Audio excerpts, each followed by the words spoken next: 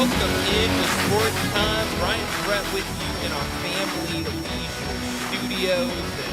And it's Wednesday. I can't even get my days straight. We got a lot to talk about, and we'll try to get to all of it over these next 3 hours. Pac-12 news to get to, Memphis hiring another assistant, a lot of stuff to get to over these next 3 hours. But Brett, how are you doing today?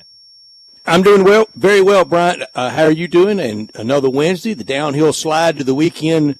It starts today, and a lot to discuss and a lot to go over. And we're going to talk a lot of college football and a lot of some college basketball. And Brian, I ask you, and I'll ask this of the text line today, since it seems to be, I don't know the right word. I don't know that it's contentious. I don't know that it's hot button. I know it's caring, and I know it matters, and I know that it should. But how is this conference possible exit of one into another? How has it gotten up to this level? What's the right word for it? Is it contentious? I don't think it's contentious yet. I think we're having microphone issues. I know we do. And so, Brett, if you would like to talk, I will try to figure this out because this is miserable. I can hear you, but it's faintly. Yeah, take over for a second, and I'm going to try to fix this real quick. And again, I'll ask people out there, we would love to hear your input and your feedback on this, because I don't think it should rise to contentiousness. It's not there. Brian is right that is not the word. But what is it? Why is it as maybe hot button as it is? I would love to hear from people at 901-360-8255 text or talk at the Sissy's Log Cabin text or talk line of why this is kind of become so disagreeable with some. And I'm not drawing a line in the sand by any means. I prefer just really purely as a consumer. I've just had enough of this composition of the AAC. And we all know that the financials have to matter. We all know certain vagaries that we don't know right now must get worked out. But it is getting close to people wanting to draw lines in the sand, and I don't think that's necessary. It's a little. This is not even close to the allocation of the money around FedEx Forum and at Simmons Bank Liberty Stadium that would directly impact the Tigers and have, could have, very negative impact. And I think people very much drew sides, and I tried my best not to, because I know for a fact, I said then, there's not enough of us to fight among each other. Sure. Brian, I know I said that. Mm-hmm. Because I know in my heart what I mean and what I feel, and I was worried that would have a negative impact, and I think it did do some damage in some quarters. But this one, I think it's mostly out of care, concern, passion. That's all good things. That's all great things. Yep. But I don't want it where we're at each other over it. Sure, and I think obviously, and we've talked about this the last couple of days, this stuff is moving so fast, and so I think when you use the word contentious, I don't think it's there yet. I think it can get there, certainly, just because of how fast it's moving. What are we in? It was last Thursday that they made the move for the teams in the Mountain West, so we're not even a week into the Pac-12 coming back. And we're only a couple of days into this real idea that the Pac-12 could invite Memphis to the conference. Ever since last Thursday, there was that idea of Memphis being a candidate for them. But really, ever since Saturday or Sunday, maybe even Monday, it's kind of taken that additional jump to they are a serious contender, a serious top candidate for that spot. And then I think over the next couple of days, it could get to that contingent spot because, I mentioned this. It feels like, we talked about this off air, and I think I've already mentioned it. It feels like people have already taken their stance. I said yesterday, I'm very much in the middle. I think there are great points That's on both a rare sides. spot for people. It is, and I don't feel comfortable here, Brett, because I feel like everybody wants me on a side. And well, I'm not much for the middle. But I think, take a side. I think both sides have really good points, and it's just one of those situations where I think at the end of the day, we just got to wait and see what happens. And, I said it yesterday and I'm going to say it again today. I trust Ed Scott's decision. If Ed Scott thinks Pac-12 is the way to go, I do that. I say 2 thumbs up. If he says stay in the American, it's what's best for right now, I say 2 thumbs up. I trust his call. And you know who else trusts his call? Who's that? The president. Oh, Of absolutely. the university. Absolutely. Whatever Ed Scott walks in and says, for the future of this athletics department, this is my recommendation to you.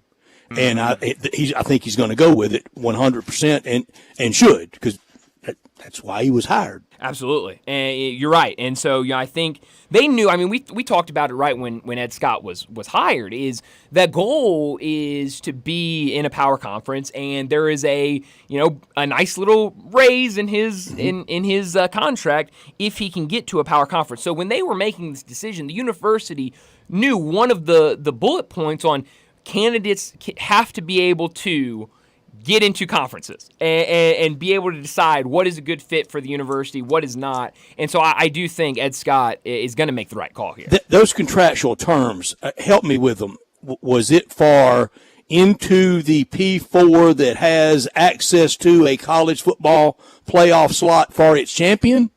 Or was it just move conferences? I believe it was to a power conference. So Okay. I think that would in turn mean a conference that has that auto bid. Well, very much period and financial interest for Dr. Scott Certainly. to kick every tire available on this, because this is not in his and maybe not in his department's short-term or long-term advantage. Sure. Yeah. It's and so there's just so many things that make this such an interesting dilemma for the University of Memphis. And but you're definitely right. People have picked sides, and it doesn't feel like many people are going to budge from the side they have right now. Yeah, I just don't think this one is worth fighting over. I think it's very much worth fighting together over. Mm-hmm. Oh, absolutely. I think, I've kind of decided that, I'll be fine either way. And I think that's how, many fans should be. We should be united on this. And, obviously you want your team to be better propped up and in a better conference. And I think that goal is still there no matter what happens. But, Pac-12 coming in out of nowhere and making things tricky for the university. No surprise, it will be my top story. And when I get to my top story, some of the wording in it is not meant to offend anyone. It's just the numbers that are being thrown around now in college sports, even if it's from the neighborhood of 10 million in current AAC to potentially 15 million in newfangled Pac whatever. That's not a lot of money. It's not, and that's if the Pac can pull that much. That's right. And I heard Jason Munz earlier this morning on with Dave Woloshin and was kind of saying he had tried to reach out to a couple people and ask them what kind of TV deal a new look Pac-12 would be able to get, and he said the response he had gotten was not overwhelmingly super positive, and that it would probably be in the neighborhood of what the American has right now. Maybe a little more, but certainly not significant. It is at least the feedback that Jason Munz has gotten. All right, if you move, it's definitely moving from one house to another. Certainly. If you stay, is that even remodeling the house? Is that putting a good paint job on it? I don't think so. No, probably not. And this whole new interest, and it really started last spring with the advertising on each baseline at Dickey's Arena about trying to get this tournament back here. I would just ask in a nice tone, what has changed to make people want to go see these teams now that they didn't in 2019 in the first year at one of the very heights of Penny Mania? Yeah, I think it's a really good question, and we talked about that yesterday, and I love college basketball, so I would love to go watch it, but I'm not sitting here saying, oh man, I can't wait till UAB comes into town for the conference tournament. I can't wait for Rice versus Temple in the first round, and I don't think many other people if anybody, is like that. And even, listening to Tim Pernetti, I know, everybody came away from what he said about the conference tournament and said, well, he said nothing's off the table. But in that same quote, he did not make it sound like it had been even something that had been considered by the conference. He had just kind of said, we like where we're at right now. The contract's coming up soon. Nothing's off the table, I guess. And that was kind of it. It didn't really seem like he was sitting there saying, we'd love to be back in Memphis. We would love to bring the conference tournament there. And so I don't think there's much interest here. I don't think there's much interest from him either. Brian, the idea of that tournament coming back here and that first day of those games, and that's a little slim, sparse, hard for a lot of people to go to at a lot of conferences around the country. I want to be really fair. But the idea, when that horn sounds, and I'm there for UTSA and East Carolina, no. The people have spoken on that. They definitely have. And so, it's it's one of those things. I don't really care for it. We didn't go see a 30. I think it was one of those 30-win seasons for Josh. I know it was a really good team. Sure. And with UConn, we didn't know then, but on their way to winning it all in 2014, and even during the Tiger-UConn game that day, that's 10 years ago. Yeah. It'll be 12 spring of 2026 when we reassemble. Even during the Tiger-UConn game, it was about 8,000 in there. Wow. I don't have the scan count, but I can see. Sure, yeah, you have eyes. It was about 8,000 in there, and after the Tigers were eliminated, I know then AD at the University of Memphis, Tom Bowen, told me the AAC official says we're never coming back here because it was a ghost town. Well, yeah. So and obviously. So what's going to change? I don't think anything, Brett. I don't think anything. To go watch FAU after Dusty May left? Yeah, I don't think much is going to change. I don't think there's that much interest in a conference tournament. So. No, and in 2019, help me, Brian, if I'm wrong on this, please correct me. In 2019, that first year, and that was at the zenith of Penny Mania, the Tigers with Jeremiah Martin were in the semis, and that was about 8,000 in the building, wasn't it? Yeah, I believe that's right. Yeah, and they in the semis. So we got to see the financials, but just the yen, the longing for keeping this AAC together, I just respectfully disagree with. Sure, and so there's a lot of factors to it, but I definitely think might get disrespectful as it goes on. It might, honestly, it could, but it's definitely a difficult situation, and I think one that I, again, put all my trust in Ed Scott, and I think he was the right hire for the job. Some other Memphis news before we get to top and not top story of the day. Memphis finally officially announced 2 assistant coach hirings. The first,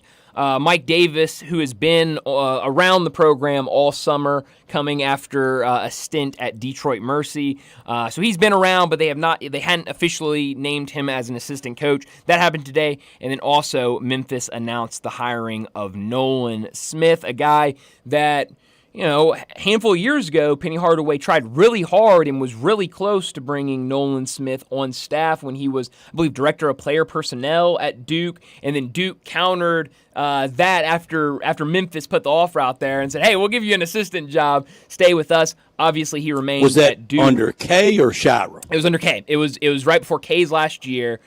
He stayed under K. I don't know this, but it feels like a little split from Shira, doesn't it?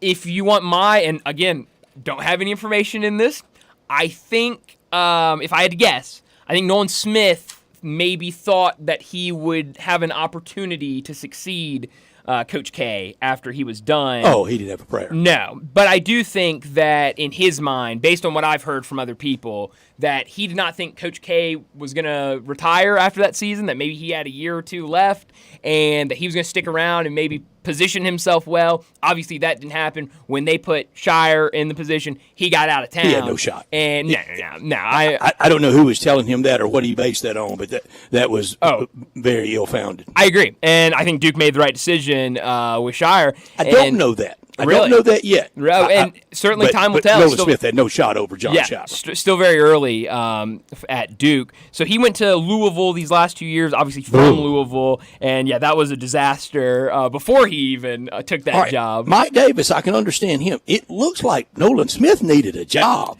I think, you've got to wash yourself from that Louisville stench after what those 2 seasons were. I think that's fair. And so now he'll have a spot at Memphis, and we'll see what he can do on the staff. Kind of same for Mike Davis. Obviously very prominent with his time at Indiana and then most recently at Detroit. But let me set up today's show before we get to top and not top story of the day. At 3:30, Coach Tommy West going to join us again to talk some college football. We'll recap what he saw in Memphis's victory over Florida State, get to some other college football news and notes going into another weekend. 3:45, we'll take a look around the group of 5 and at the Tigers competition for that spot in the 12-team playoff. Some of the other teams, obviously, UNLV, Northern Illinois, Boise State, some of those teams, we'll take a look at what they've done, what they've got coming up. 4 o'clock, David Cohn, the co-host of Crane and Company, will join us to talk some more college football,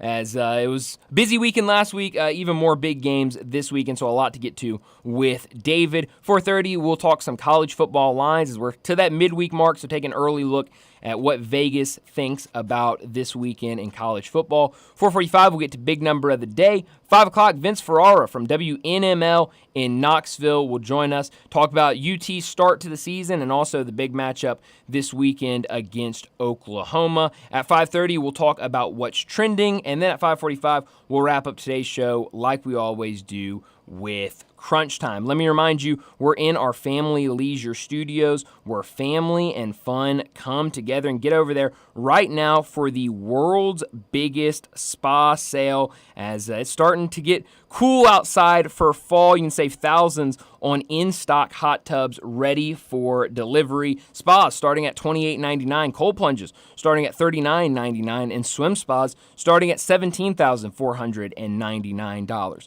Special financing is available at Family Leisure, and they've got huge discounts on in-stock above-ground pools. And all patio furniture, it's priced to move. So head over to Family Leisure, 2120 Whitten Road, just north of I-40. Our producer and lifesaver for this moment, Terry Newsom. He's Brian. I'm Brett. We're Sportstime. We're with you until 6, and we want you to be with us by texting or calling at 901-360-8255.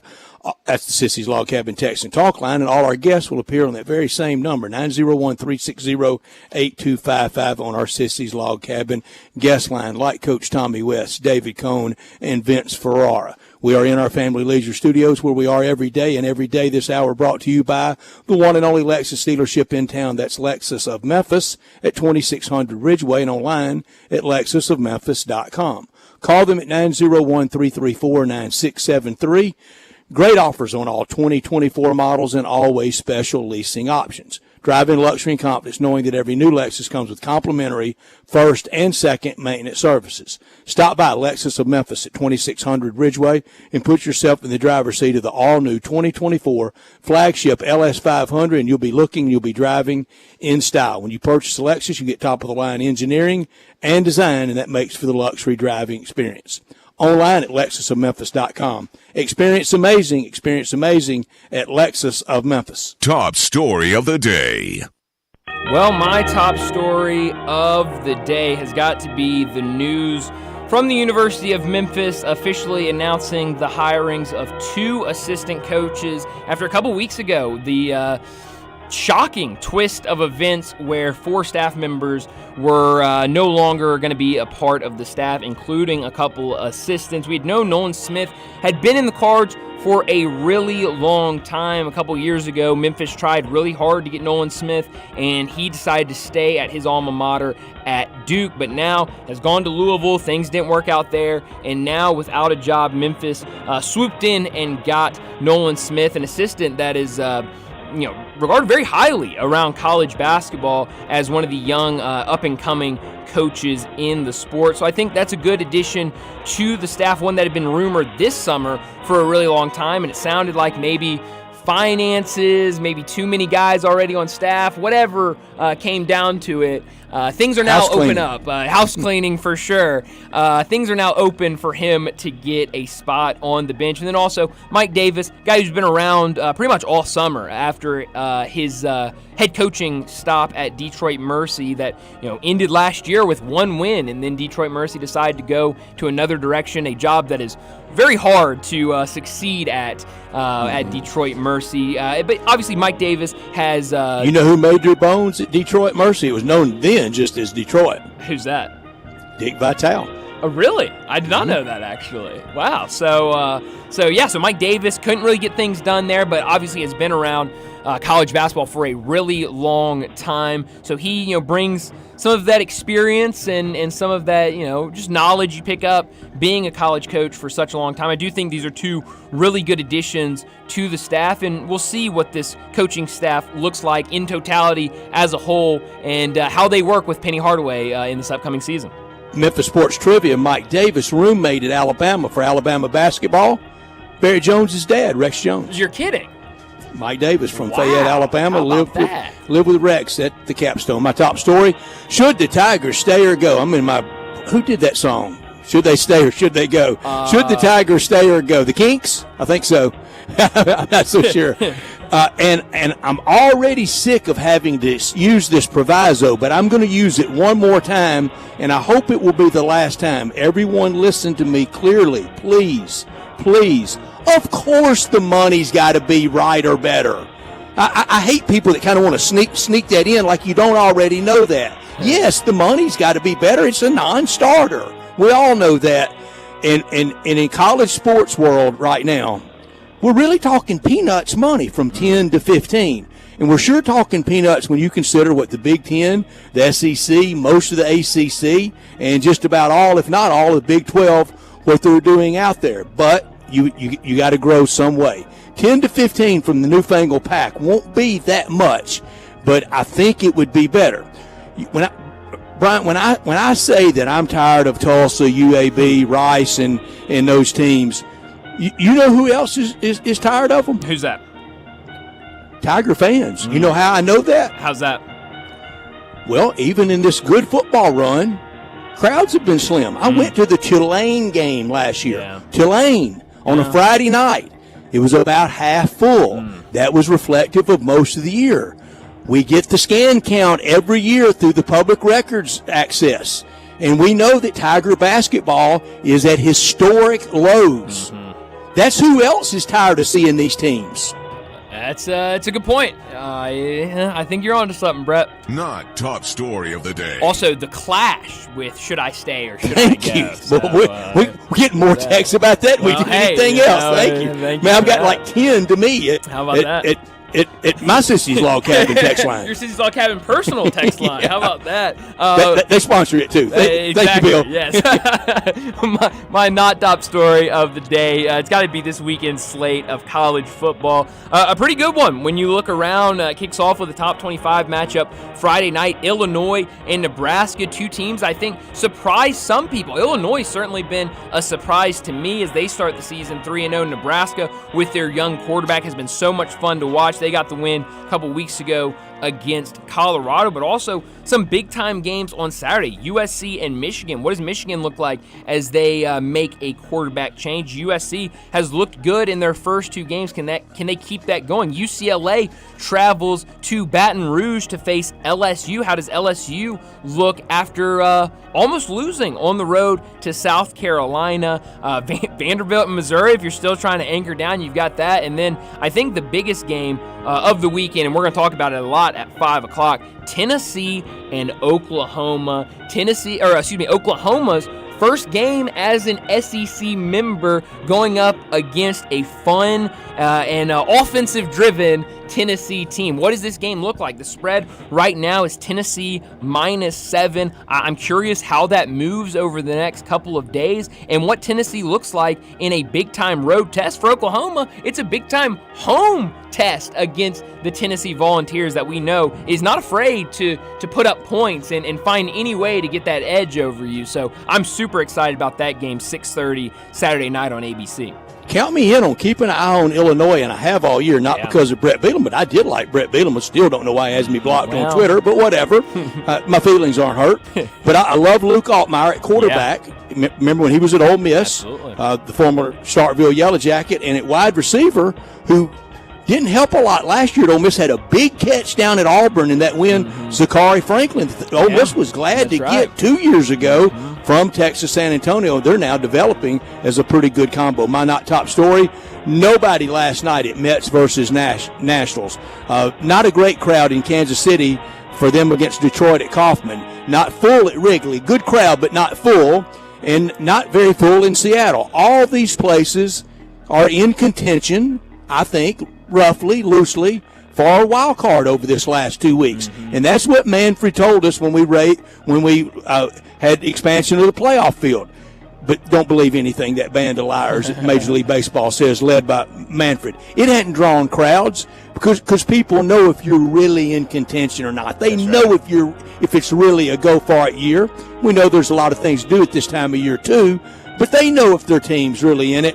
If Rob Manfred says up, you can count on it being down. I was just about to say, if Rob Manfred says go left, you go right. I mean, every time. And you will be better off. You absolutely will. Well, that'll do it for top and not top story of the day. Let's go ahead and get to our first break. And when we come back, we're talking some college football with Coach Tommy West. Join the voice of the Tigers, Dave Woloshin, for Wolo and Friends. Weekday mornings from 10 to 11 here on Sports 56 and 98.5 FM. I don't think we really need anyone else to help us tell everyone how great Central Barbecue is. Oh, I don't think we need it either, but I just thought it might be fun to have somebody more famous than us chime in on the best barbecue in Memphis. Well, did he talk about how Central Barbecue slow smokes its meat for 24 hours to make sure that it's perfectly tender and doesn't need a sauce? Well, no, not exactly. Well, did he talk about how there are Central Barbecue locations all over town? No. Did you write his copy for him? I didn't want to be insulting. So what did he say? Hi, I'm Dave Woloshin, the voice of the Memphis Tigers. I love Central Barbecue, and I vote. Does that work okay? What does that even mean? I don't know. I'm Gary York. I'm the service director at Lexus in Memphis. Our service department wants to be more than just a place where you get your oil changed. We do glass repair, windshield replacement, recalibration of your camera and sonar systems, even wheel repair, tire replacement, all the things you would expect from a luxury automotive dealer. Please check out our website. You can schedule your appointment, check out our specials, hours of operation, or if you'd like to do it in person, please reach out to one of our associates at 901-271-5199. Summer may be over, but yard work, it goes on. Don't worry, Colonial Hardware makes it easy for you. Colonial Hardware has all the lawn and garden tools you need from the best brands in the business. Ferris, Snapper, Husqvarna, Toro, Echo, Shindaiwa, and Billigo. Servicing most brands of lawn equipment, Colonial's master service techs will keep you going year-round. Colonial Hardware, family-owned and operated, and serving you for nearly 50 years. Next to Bass Pro Lake at Sycamore View, and online at colonialhardwareinc.com. Looking for sports in all the wrong places? Try the Owner's Box Sports Bar and Grill in Lakeland Town Square. Fun, friendly, exciting, and comfortable with wall-to-wall TVs for all your favorite games, 24 taps for all your favorite beers, including NA and local craft beers, and an in-front-of-the-wall full bar for all your other favorite beverages, including a full wine list. And in an upscale menu, patio seating, daily specials, and events, and you found all your sports in the one right place. The Owner's Box Sports Bar and Grill in Lakeland Town Square, Highway 70. All 650 acquisition fee, 20,000 miles per year, 20 cents excess mileage, Forte, RE 794, 626, MSRP 21,820, Telluride RG 543,666, MSRP 39,835, Sportage S734,0278, MSRP 29,135, includes all rebates and incentives, PF 695, includes tax title and license, must finance through Hyundai with approved credit, valid through 9/30/24, dealers.com. Hey, Jeff Allen, I hear it's a family affair over there in Gossett Kia, South Mount Moriah. Yep, we've got something for everyone. 41 MPG Highway and a 2024 Kia Forte LXS, $199 a month, $37.99 due at signing. 2025 Kia Sportage, $269 per month, $34.99 due at signing. And a 2024 Kia Telluride S front-wheel drive, $359 per month, $39.99 due at signing. And a 2024 Kia EV9 Lite rear-wheel drive has 0% for 72 months available. You haven't heard 0% in a long time. Plus, all those bad boys come with a 10-year, 100,000-mile powertrain limited warranty. So whether you live in Horn Lake, South Haven, Olive Branch, or Memphis, you'll be happy at Gossett Kia on Mount Moriah. Do you know one of the best things you can do for your employees or family's health? Provide Arctic Clear bottled water. Arctic Clear bottled water is your locally owned and operated bottled water provider. Arctic Clear is 100% natural spring water with free delivery and setup, dependable service, and no long-term contracts. What an easy choice. Call Jeff Manus today, 901-382-2363, or visit arctic-clear.com. Arctic Clear bottled water. Call now, 382-2363. That's 382-2363. Sports 56 traffic.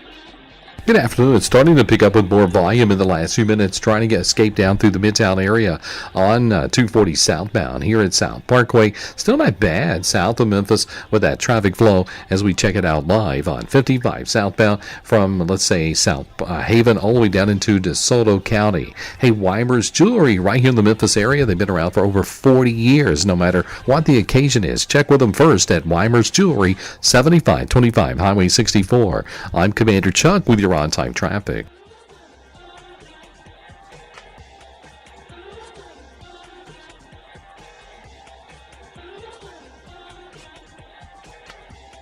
Now back to Sports Time on Sports 56 and 95 FM. This hour is brought to you by Lexus of Memphis. Here are your hosts, Brett Stats, Norsworthy, and Brian Davis.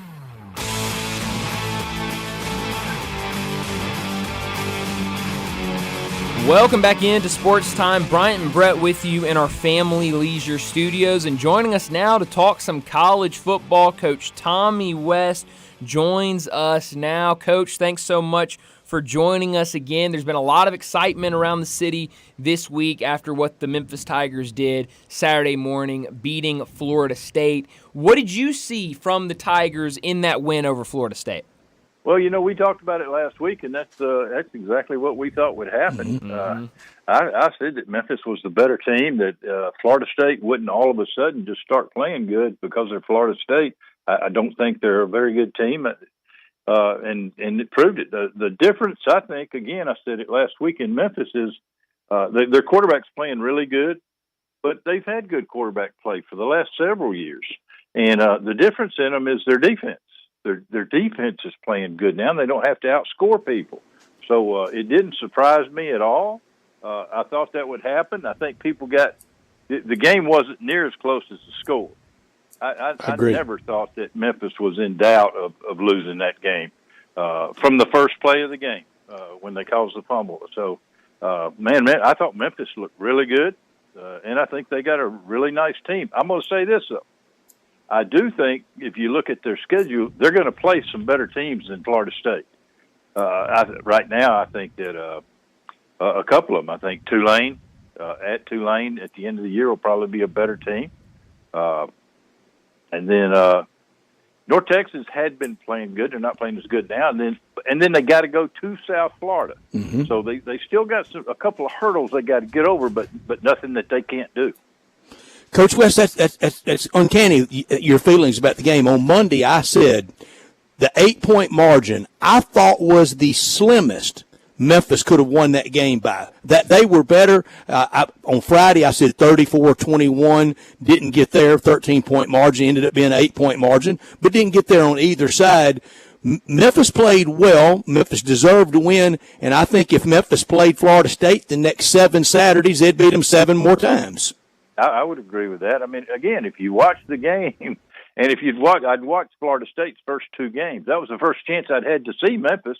But Memphis deserved. The best team won the game. And that's what you hope happens in college football. That doesn't always happen, but on last Saturday in Tallahassee, the best team won the game. Coach, after a win like that, what is the message to the team going into the next week? Because, and Brett mentioned it yesterday, that Coach Silverfield would be mad at us. We talked an entire segment about the Tigers, and not once did we mention this week's game against Navy. Dang media. What is the message to the team of, hey, we just got this big win, but now we got to turn around and get ready for our next opponent in Navy? What Coach Saban say? Rat poison? Rat poison. Right. We were serving it up by the bushel basket yesterday.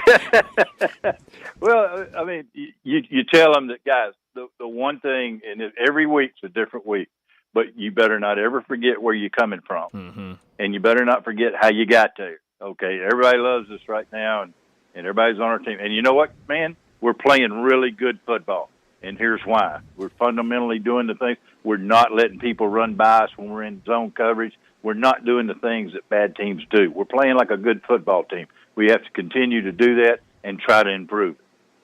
Coach, the coaches can say that all they want, but isn't this the time, whether you call it the leadership council or the captains or the upperclassmen, don't they have to be shouting it when there's not a coach in sight? Absolutely. Well, that's where leadership that's where leadership comes in for you. You know, but the thing I used to always do, and my guys probably had figured it out, but when we won a big game like that, then you know, I'd always be pretty hard on them the next week as far as practice, and I mean, it wasn't a cakewalk. I mean, it was harder. I probably was easier. You know, if you lost a game, it's easy to beat somebody down when they're already down. You know, when they're riding high, you just got to make sure they're listening, because a lot of times things go really good and everybody everybody wants to lead the team out of the tunnel when they're going really good. I mean, victory has and 1,000 fathers. Sure they're listening. Yeah. Because a lot of times they're like, you know, we've heard all this. You know, we know how to get it done. What was the time in your playing or coaching career, whether as an assistant or as a head coach, that, a couple of times even, if there's not just one, that you were a part of that big win, and the next week there was no reeling y'all back in? You were still playing the next week from last week. You know, I'd have to think about that one. But what I do remember is people keep things in their craw. Back at Clemson, back in the day, Florida State beat us on the punt rooski. I don't know if y'all remember that. Leroy Butler. Yeah. They beat it, and we had a really, really good football team, and they did too. And our guys lived with that loss, and it was kind of embarrassing the way, you know, the fake punt got us. But they lived with that thing for a year. And, man, it was, I've never seen an atmosphere like that on Friday when we went to practice in Tallahassee the next year. And then Saturday, and all of a sudden, you know, we're up 24-7 at the half. I mean, we're stomping a mud hole in them. And our kids at halftime were just screaming, "Don't let up! Don't let up! Don't let up!" Yeah, I mean, but that, you know, that goes back to what you were talking about, the leadership. I was trying to think. I really can't think of times. You just work so hard not to let them let down. And if you've got a good team and you got good players, then there's no reason that they should, as long as, you know, they're made out of the right thing. They're character kids. Coach Tommy West, you have worked and been around so many of the greats in the locker room, playing with them, coaching them. That locker room was led by Coach Danny Ford, right, at Clemson at the time? Yes. Who were some of those coaches that they had the best way to reel a team back in or get them up after something like that? You just mentioned Coach Ford in that next year in that mud hole. Who were some of the great mud hole builders? You know, Coach Ford was really good at that. He was really Coach Ford was a tough guy, hard guy. There wasn't going to be any letdown. He kind of was that fear guy. You were almost afraid to lose. I wonder where he got it from. Yeah, well, you know who he played for. Yeah. And I mean, you know, it's funny because of all the people I played for and worked with, a lot of them were Coach Bryant people. Playing for Coach Battle, who was also a tough guy. You know, I tell you another coach that I thought did a really good job was Coach Majors when I worked for him. I thought he was good at reeling the team in after a big win. I thought he would do it because he was such a fundamental coach, and that's what it comes down to. You're not going to be sky high. You know, Memphis sky high for that game Saturday. You're not going to be at that level every week. But if you're fundamentally sound, then you don't beat yourself, and those upsets won't ever happen.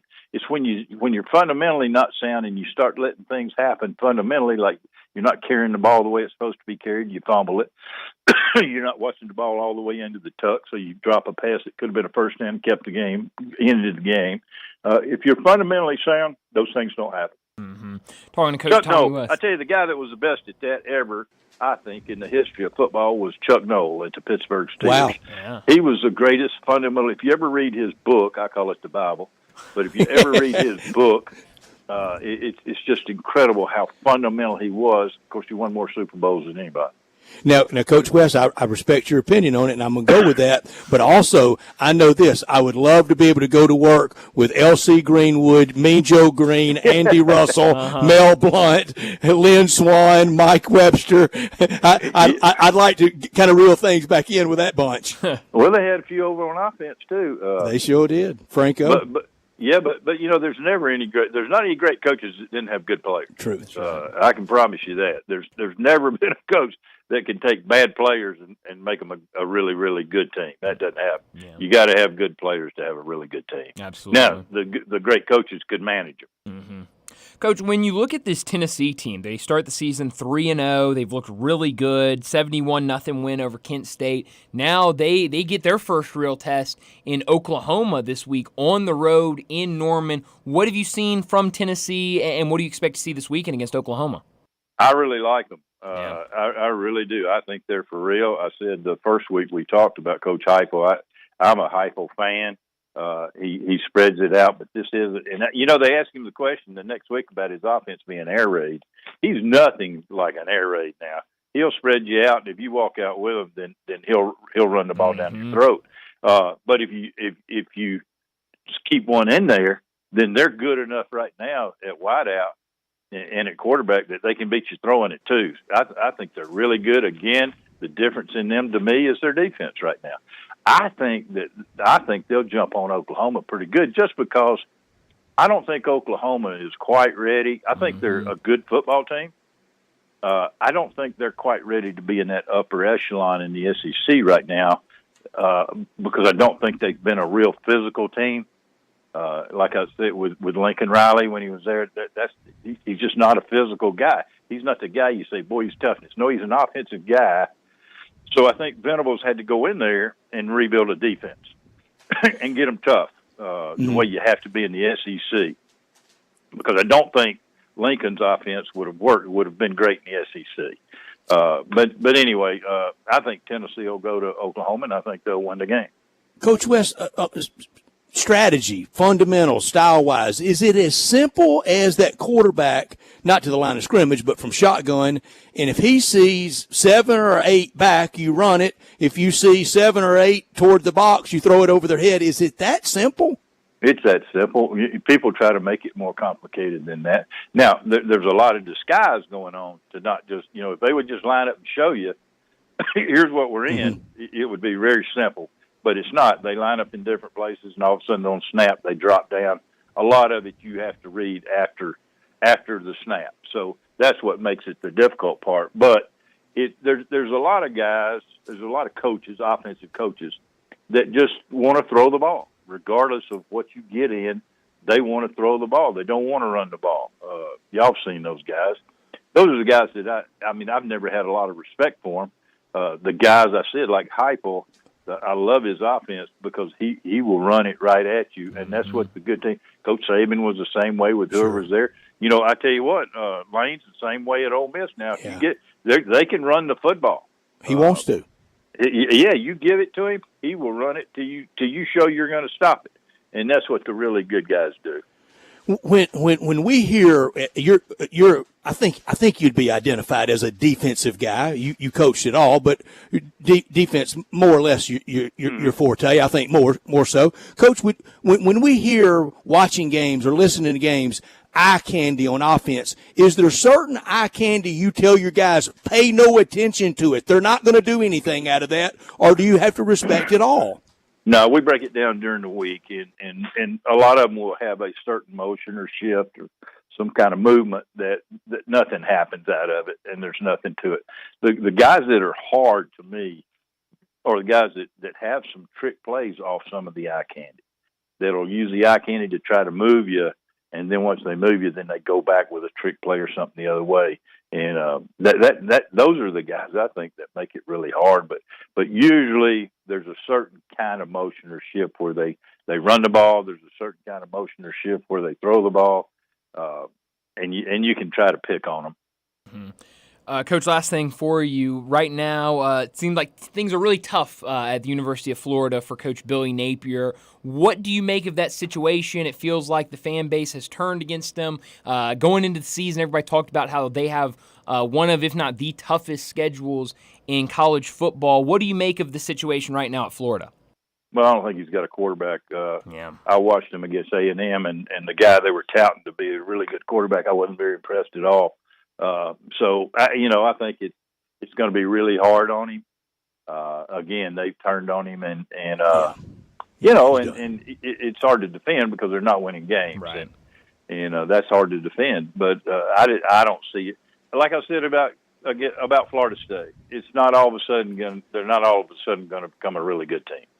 Coach West, we've asked this kind of in roundabout circles. Could it possibly be, because both you and I can remember when, yes, Ray Graves was good, Doug Dickey was good at Florida, Charlie Pell was good at Florida, but the two greats are Steve Spurrier and Urban.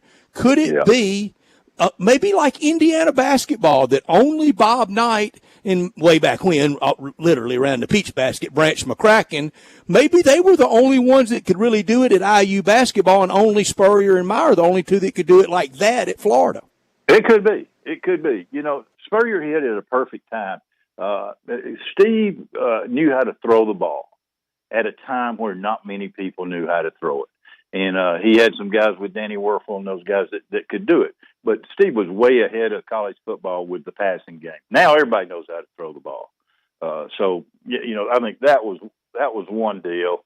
I think it's really hard now, just because you're the University of Florida. It doesn't carry a lot of weight anymore, and I'm saying that because of the NIL, and because now it's about what can you pay me. Yeah, I mean it's not about, and until college football, until we get some kind of boundaries, some kind of salary cap, some kind of top limit, then that'll start equaling it out. But right now, it doesn't matter. I mean, it's who can pay the money.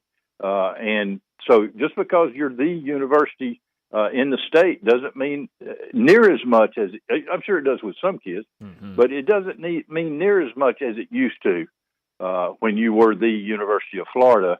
It doesn't mean as much now, because if Miami's going to pay them, which they are, Miami's paying really good money right now, and you see what they've done. Yeah, that's a really good point. Coach, as always, thanks so much for joining us. Outstanding. And we'll talk to you again next week.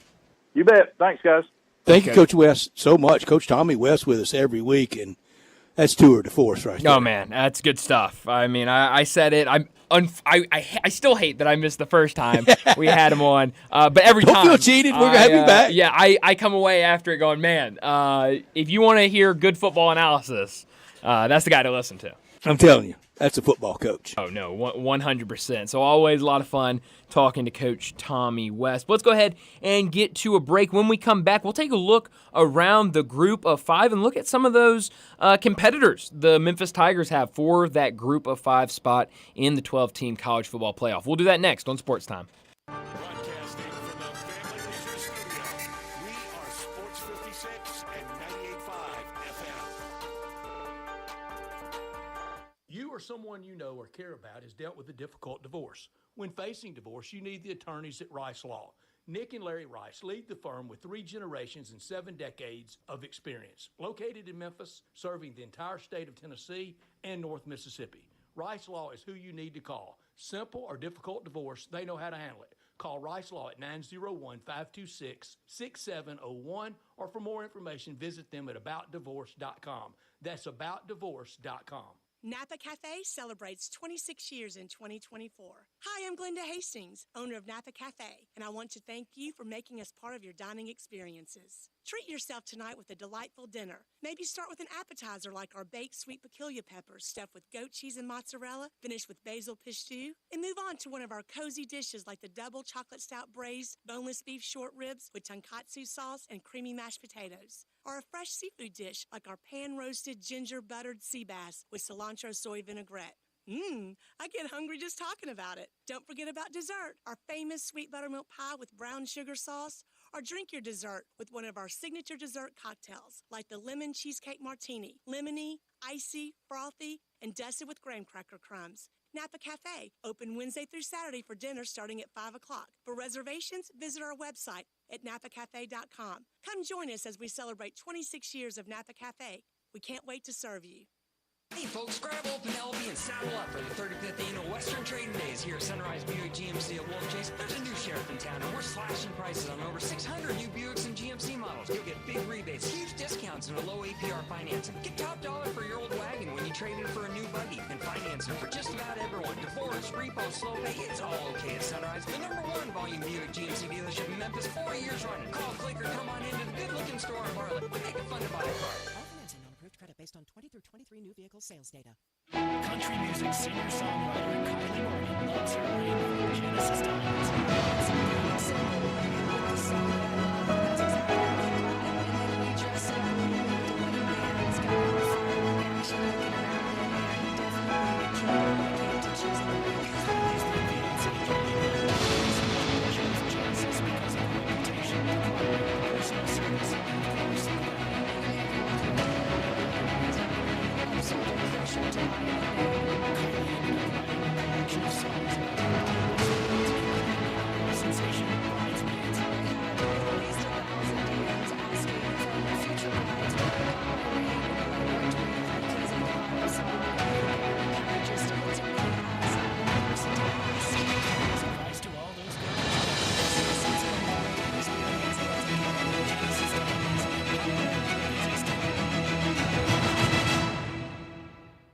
All 650 acquisition fee, 20,000 miles per year, 20 cents excess mileage, Forte, RE 794, 626, MSRP 21,820, Telluride RG 543,666, MSRP 39,835, Sportage S734,0278, MSRP 29,135, includes all rebates and incentives, PF 695, includes tax, title, and license, must finance through Hyundai with approved credit, valid through 9/30/24, dealer stock only. Hey, Jeff Allen, I hear it's a family affair over there in Gossett Kia, South Mount Moriah. Yep, we've got something for everyone. 41 MPG Highway and a 2024 Kia Forte LXS, $199 a month, $37.99 due at signing. 2025 Kia Sportage, $269 per month, $34.99 due at signing. And a 2024 Kia Telluride S front-wheel drive, $359 per month, $39.99 due at signing. And a 2024 Kia EV9 Lite rear-wheel drive has 0% for 72 months available. You haven't heard 0% in a long time. Plus, all those bad boys come with a 10-year, 100,000-mile powertrain limited warranty. So whether you live in Horn Lake, South Haven, Olive Branch, or Memphis, you'll be happy at Gossett Kia on Mount Moriah. Step up your wings game at East Coast Wings and Grill. With 60 wing flavors and 7 heat indexes, do you have what it takes to turn the heat on your wings up to insanity? East Coast Wings and Grill is family-friendly with a large variety menu to satisfy the whole bunch. Sign up today for their loyalty program and taste the rewards. For every dollar you spend, you collect a point. Earn 100 points and receive a $5 reward. Next to Lowe's off Highway 64 in Bartlett, come try America's best wings at East Coast Wings and Grill. Now back to Sports Time on Sports 56 and 95 FM. This hour is brought to you by Lexus of Memphis.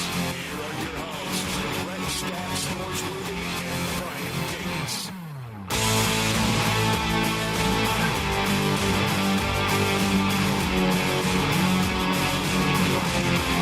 Welcome back into Sports Time. Bryant and Brett with you in our Family Leisure studio. And let's talk some Group of 5. The Tigers have obviously had their name out there as a potential Group of 5 representative in the college football playoffs. But what are the rest of the Group of 5 doing? A couple of teams that have obviously made some noise. Northern Illinois, probably the most noise with their win on the road against Notre Dame. Boise State has obviously been a name out there. They do have one loss on the season, a 3-point loss to Oregon. UNLV's getting a little bit of buzz with their 3-0 start. Brett, who's jumped out to you as maybe some competition for Memphis? I've got it down for this week. This is what I'm watching this week, and this is the proverbial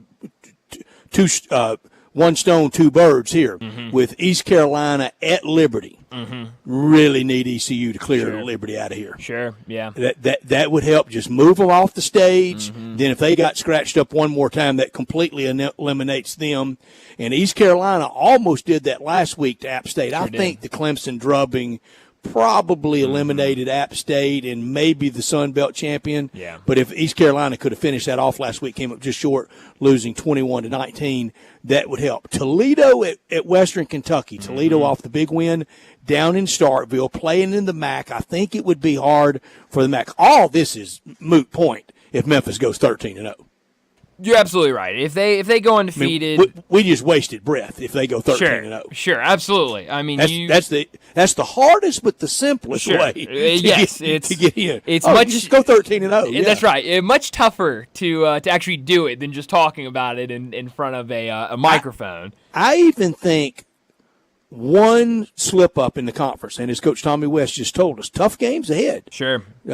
Not just mail it in. At South Florida's got a lot of attention. Thanksgiving night at Tulane. That's two that everybody should, and they have circled. So even a slip there and take care of everything else and win the AAC championship game that I assume would be at Simmons Bank Liberty Stadium or wherever it's played, win that, I think Memphis is in. But then that's at 12 seed. I don't want to overdo this, but it is not beyond 2 group of 5 bids.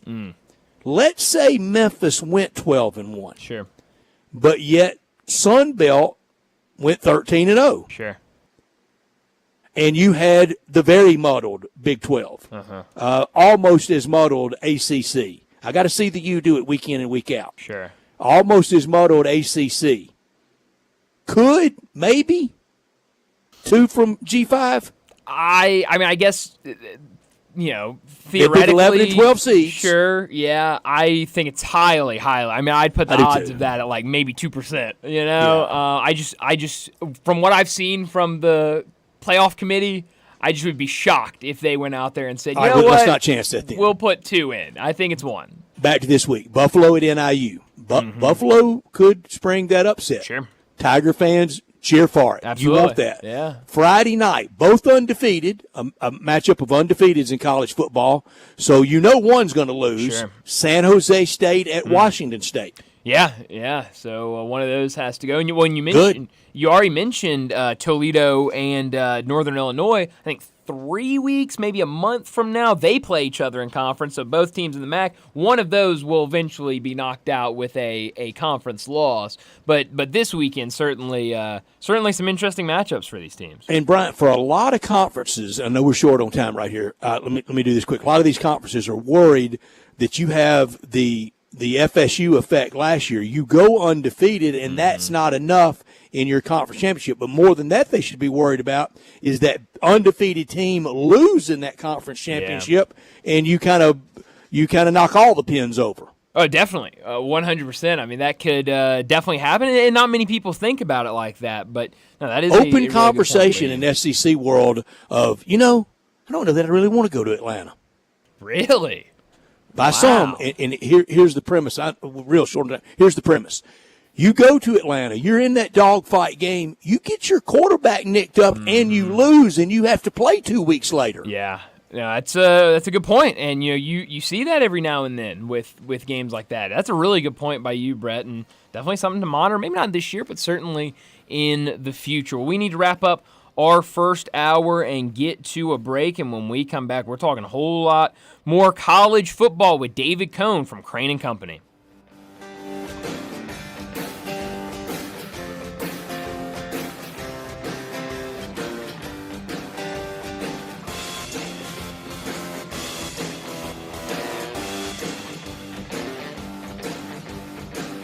Sometimes I wish I had a gun. Well, I'm armed, but before I bought one, I still went to Top Gun Academy to learn to protect myself without a gun. How is that possible? Top Gun's personal protection training. It's perfect if you want to protect yourself without firearms. I don't know. And it's perfect if you feel the need to carry a gun for self-defense, because the last thing you really want to do is shoot. That is scary. Not at Top Gun. It's very comfortable, and you learn to load, handle, and shoot a handgun safely. Protect yourself. Go to Top Gun Academy. They're at 2770 Winton Road.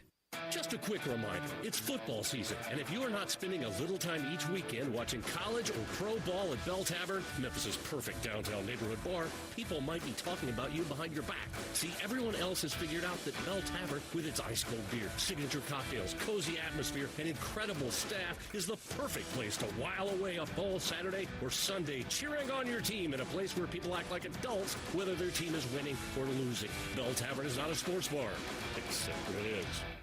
Hi, this is Troy Fiveash, owner of Fiveash Roofing. In these uncertain economic times, there are so many things as a contractor and a business owner that I cannot control. The rising cost of materials, not to mention fuel and transportation costs. In the last 2 years, shingle prices have almost doubled, and commercial materials have doubled. And I don't have to tell you what fuel costs these days. But you know what I can control? How much markup I put on a project. I have always prided myself in knowing I never gouge a customer. But in an effort to ensure my crews have work and my customers are being treated fairly, I have lowered my profit margin, hoping to give you a price you can live with and keeping my crews busy. So if you need a roof or gutters, please give us a call. Five Ash Roofing, fair, honest, and ethical. Five Ash Roofing, a proud sponsor of Tiger Athletics and a member of the Tigers home team. 367-0050 or memphisroofer.com. 367-0050 or memphisroofer.com.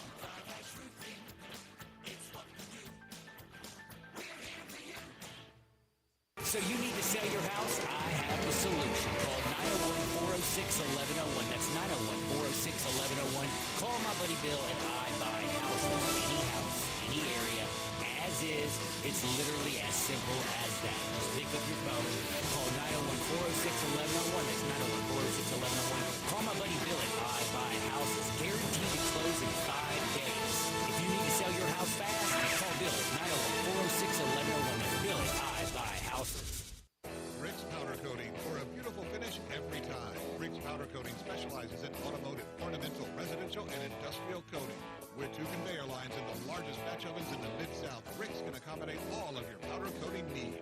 Locally owned and operated since 2002, Rick's Powder Coating will customize a beautiful finish just for you. Drop by or call to see how Rick's Powder Coating can bring color to your life. 901-367-2771 or rickspowdercoating.com. Listen each and every Sunday morning at 10 a.m. and join Ottawa Presbyterian Church for worship. Ottawa is an ACUSA church located in Midtown Memphis. Sports 56 traffic. Good afternoon. A couple of accidents getting some attention out here. Here's what we're seeing. Traffic starting to pick up on 240 east from Mill Branch all the way out to 385 as you get on to Bill Morris Parkway. Continuing outbound, that still looks pretty good out towards the Collierville area.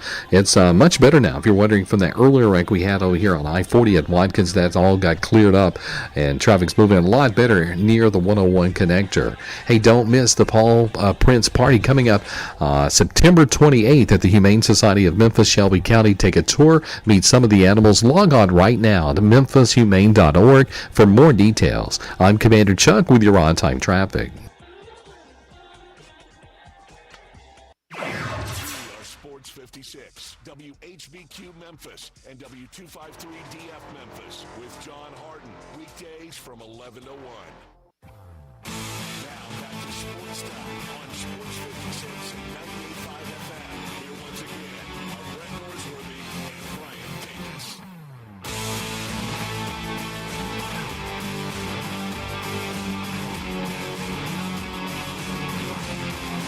Welcome back into Sports Time. Bryant and Brett with you in our Family Leisure Studios. And joining us now on our Sissy's Log Cabin guest line, David Cohn, the co-host of Crane and Company, joins us to talk some college football. David, thanks so much for joining us. A lot to get to in this segment, but I want to start off with what everybody here locally has been talking about, Memphis's win over Florida State. I know we talk about it a lot here locally, but for you, what did that game, what did that win mean for Memphis, and how does it, in your mind, position them for potentially that group of 5 spot in the college football playoffs?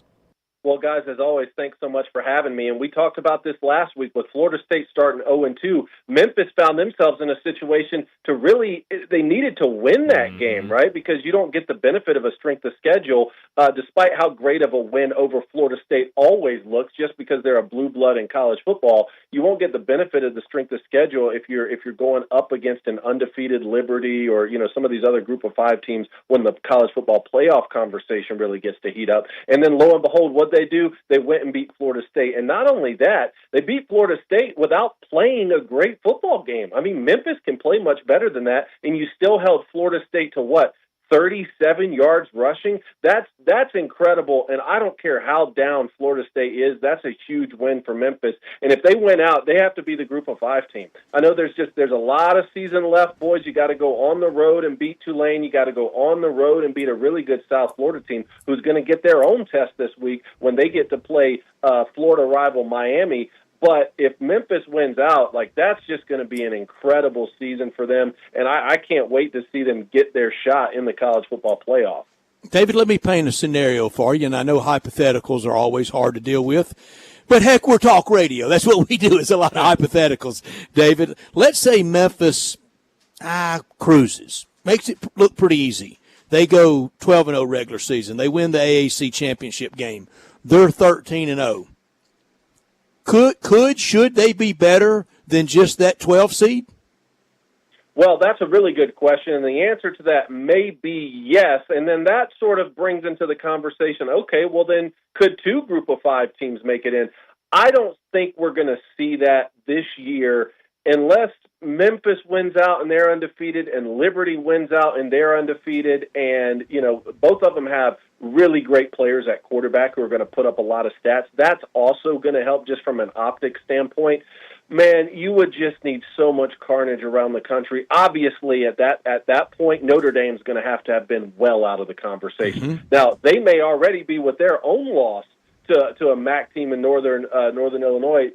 That may take care of itself. I think Notre Dame's going to have another loss or 2, and then at that point you also need whoever the runner-up in the ACC or the runner-up in the Big 12, both need to have 3 or 4 losses themselves.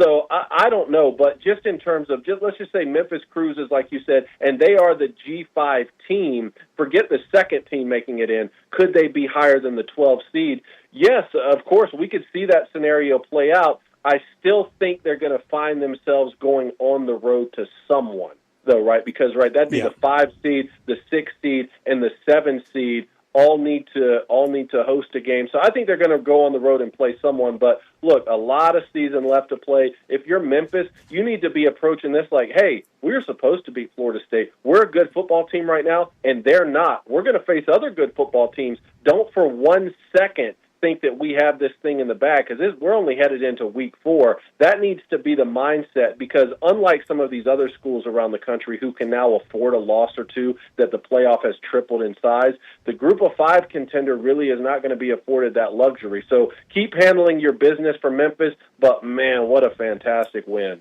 All right, another hypothetical, and you answered that so well, and I swear I think we're communicating telepathically, aren't we, Bryant? Because I'm kind of on the same wavelength as you, Dave, and we didn't coordinate this.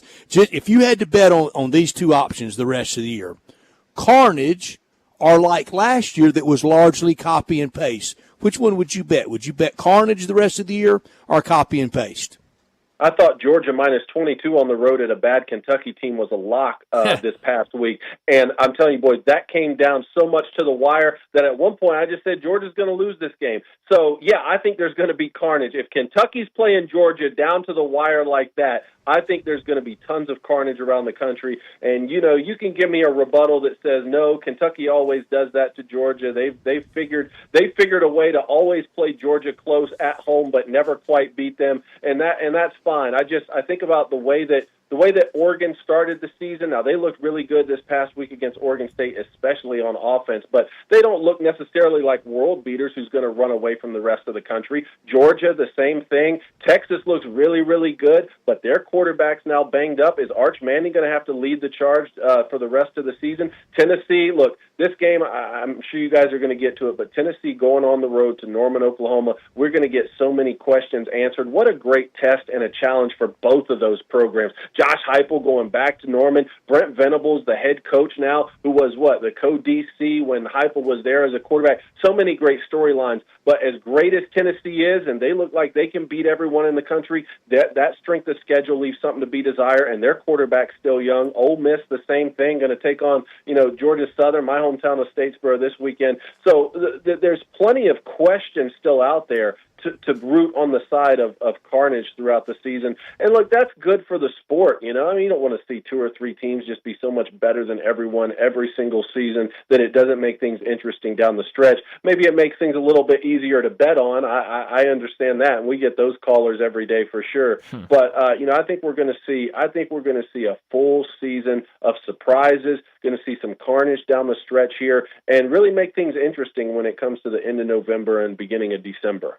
You mentioned the Kentucky and Georgia game. Another interesting game from the SEC from Saturday was where game day was at in South Carolina for that LSU-South Carolina matchup, where South Carolina comes out, guns a-blazing, they get up by double digits, and then ultimately LSU is able to come back and end up winning the game. What do you make of this South Carolina team? I think I probably asked you the same exact question last week after they really rolled Kentucky, but now for at least most of that game against LSU looked good and was able to move the ball. How do you view this South Carolina team? One of the weirdest games and one of the sloppiest wins I can remember from an LSU team. Now, there is a case to be made. Hey, when you go on the road in the SEC, take a 1-point victory any day of the week and just get on the bus. wipe your hands and go on and get home.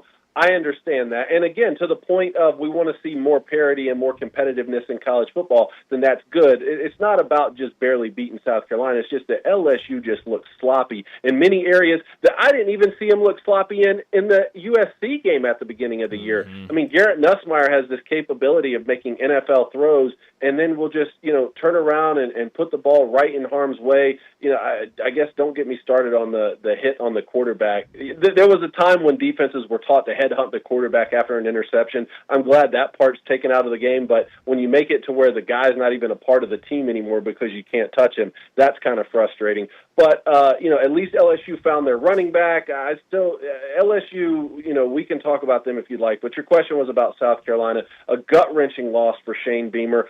Lenore Sellers going out obviously changed the impact of that game, and I'm split because on one hand, hey, you really did find your guy. I mean, Lenore Sellers is a really good football player, can move your offense down the field, not just with his arm, but also some of that split zone or that wide zone Q power that he was running. He had on the big touchdown. Like, that's all the kind of stuff you want to see from your quarterback. He's going to be a really good player for a long time, and you hate to have moral victories if you're Shane Beamer at this stage of his tenure in South Carolina. You hate to be able to say, well, we played LSU close but still lost. You want to find a way to figure out to win that football game late in the game.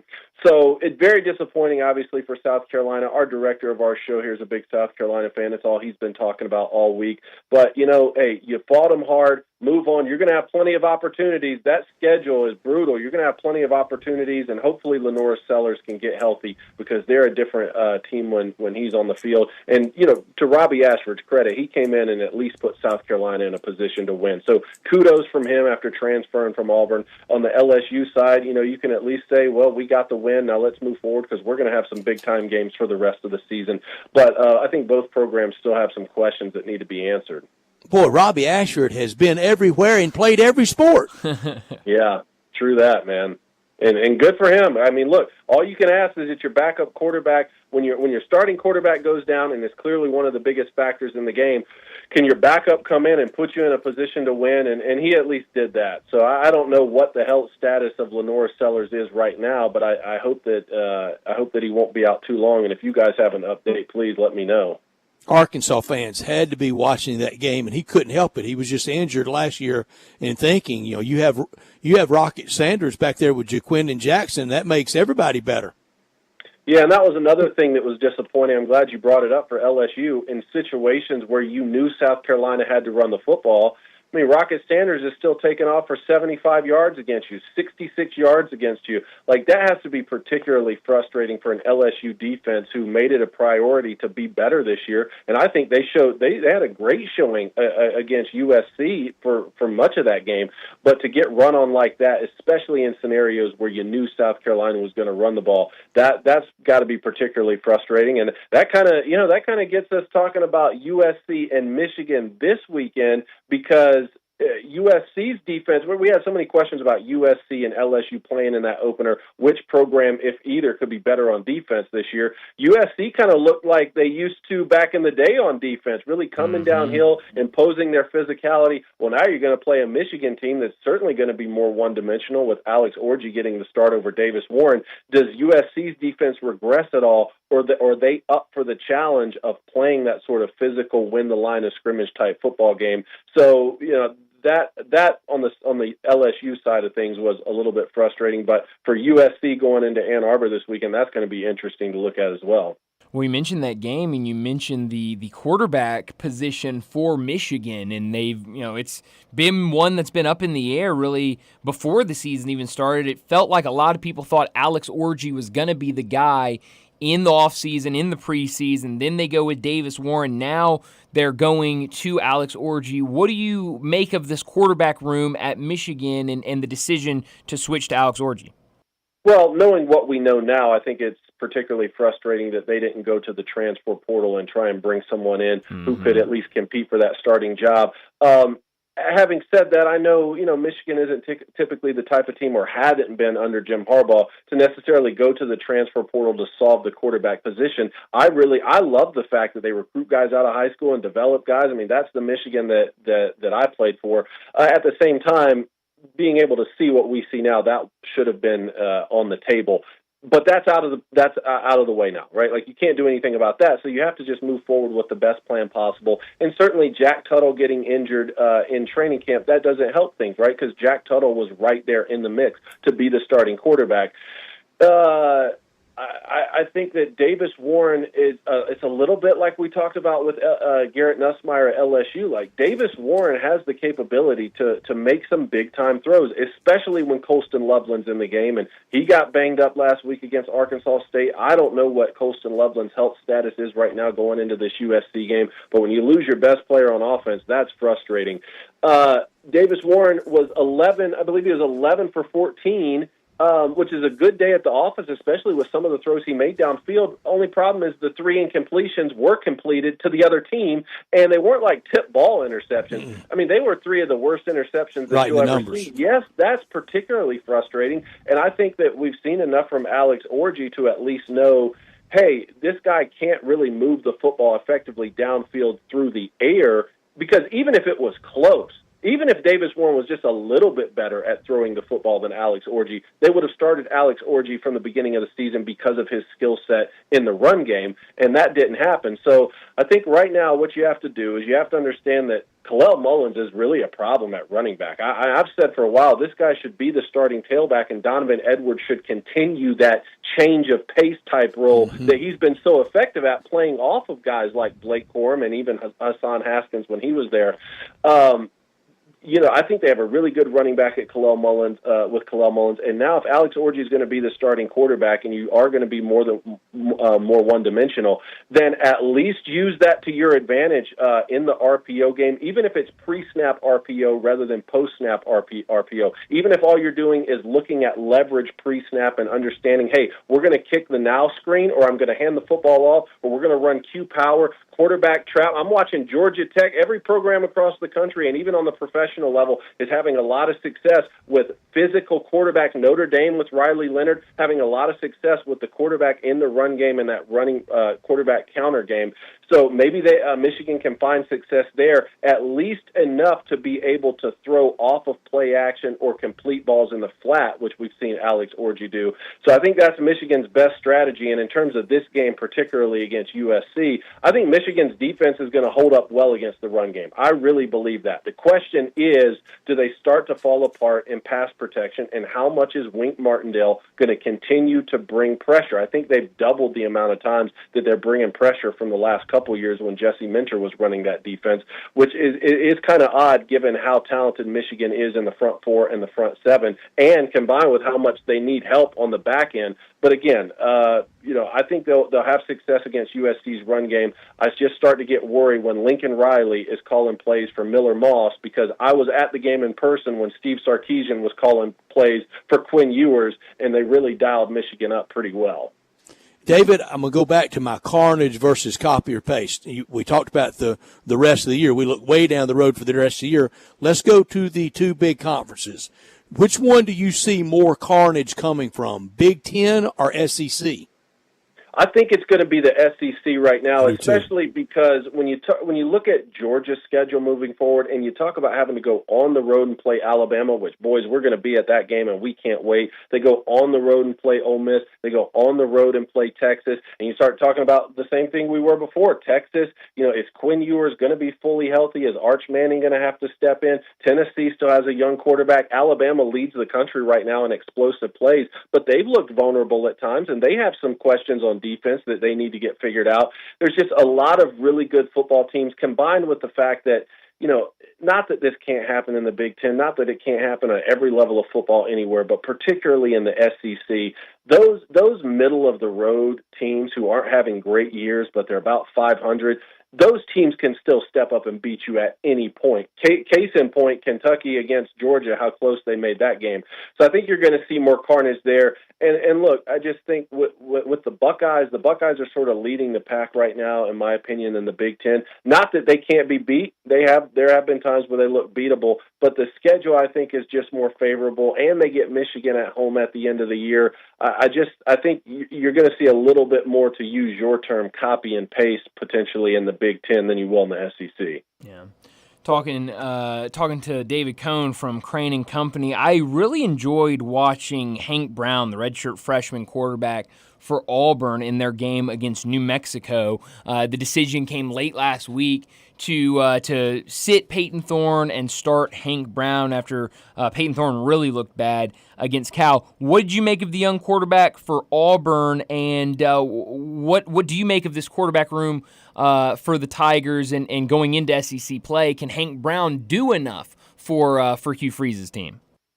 Yeah, well, it was certainly a point of hot discussion on our show with my co-hosts Jake and Blaine Crane here. And, I think Hugh Freeze finally just made the decision that he had to make, and Hank Brown made some good throws in that game. Some really solid throws. I think he was inaccurate with the football at times, which every young quarterback is going to do that. The thing for me still with Auburn on offense is everything has to be set up through the run game. That's what Hugh Freeze has had so much success doing, is setting up that run game. And that's really one of the things that a lot of these top end play callers like Lane Kiffin and Steve Sarkisian, that's what they do so well. And all of the really cool passing concepts come off of their ability to run. And so if Auburn can't run the football effectively at will, it's going to be tough for anyone to play quarterback back there. And I think, Hugh Freeze is well aware of that. Now, this weekend with Arkansas and Auburn, this is an offensive play caller's dream, right? You want to see Hugh Freeze and Bobby Petrino go up against each other.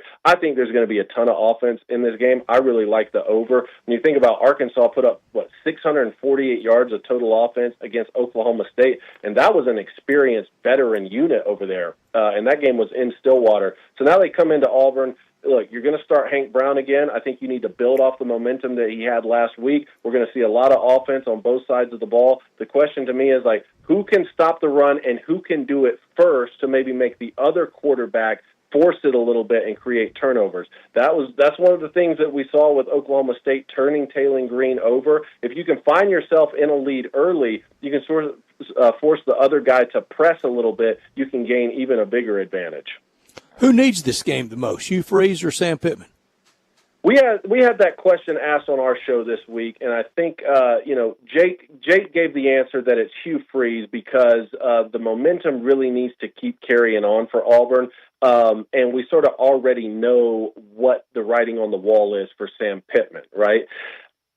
I understand what he's saying on that point, and I think that he may be right. But just in terms of literally, who needs to win more ball games right now, or else they could get fired? Well, it is Sam Pittman. Now, maybe Arkansas leadership has already decided that once the buyout drops, we're going to move on from Sam Pittman, and maybe internally they're already having conversations of should Bobby Petrino, the play caller, be the head coach again? I mean, I feel like Bobby Petrino wants to be a head coach somewhere. If you've already let him back on campus to be the OC, you'd probably let him be the head coach again. I don't know the answer to any of those questions. I think you could make a great argument to answer your question for either of these guys. But, certainly Arkansas is not going to have a lot of patience for Taylen Green in this offense, putting up a lot of yards and a lot of points, but not winning games. And then on the flip side of that, kind of like we talked about Michigan not going to the portal for a quarterback. Well, this is 2 years in a row that Hugh Freeze hasn't done it. He tied himself to Peyton Thorne, and that hasn't worked out, so much so that you've now, started a different guy over him. Auburn fans also aren't going to have a lot of patience for that, even though I think long-term Hugh Freeze is still the right guy for Auburn.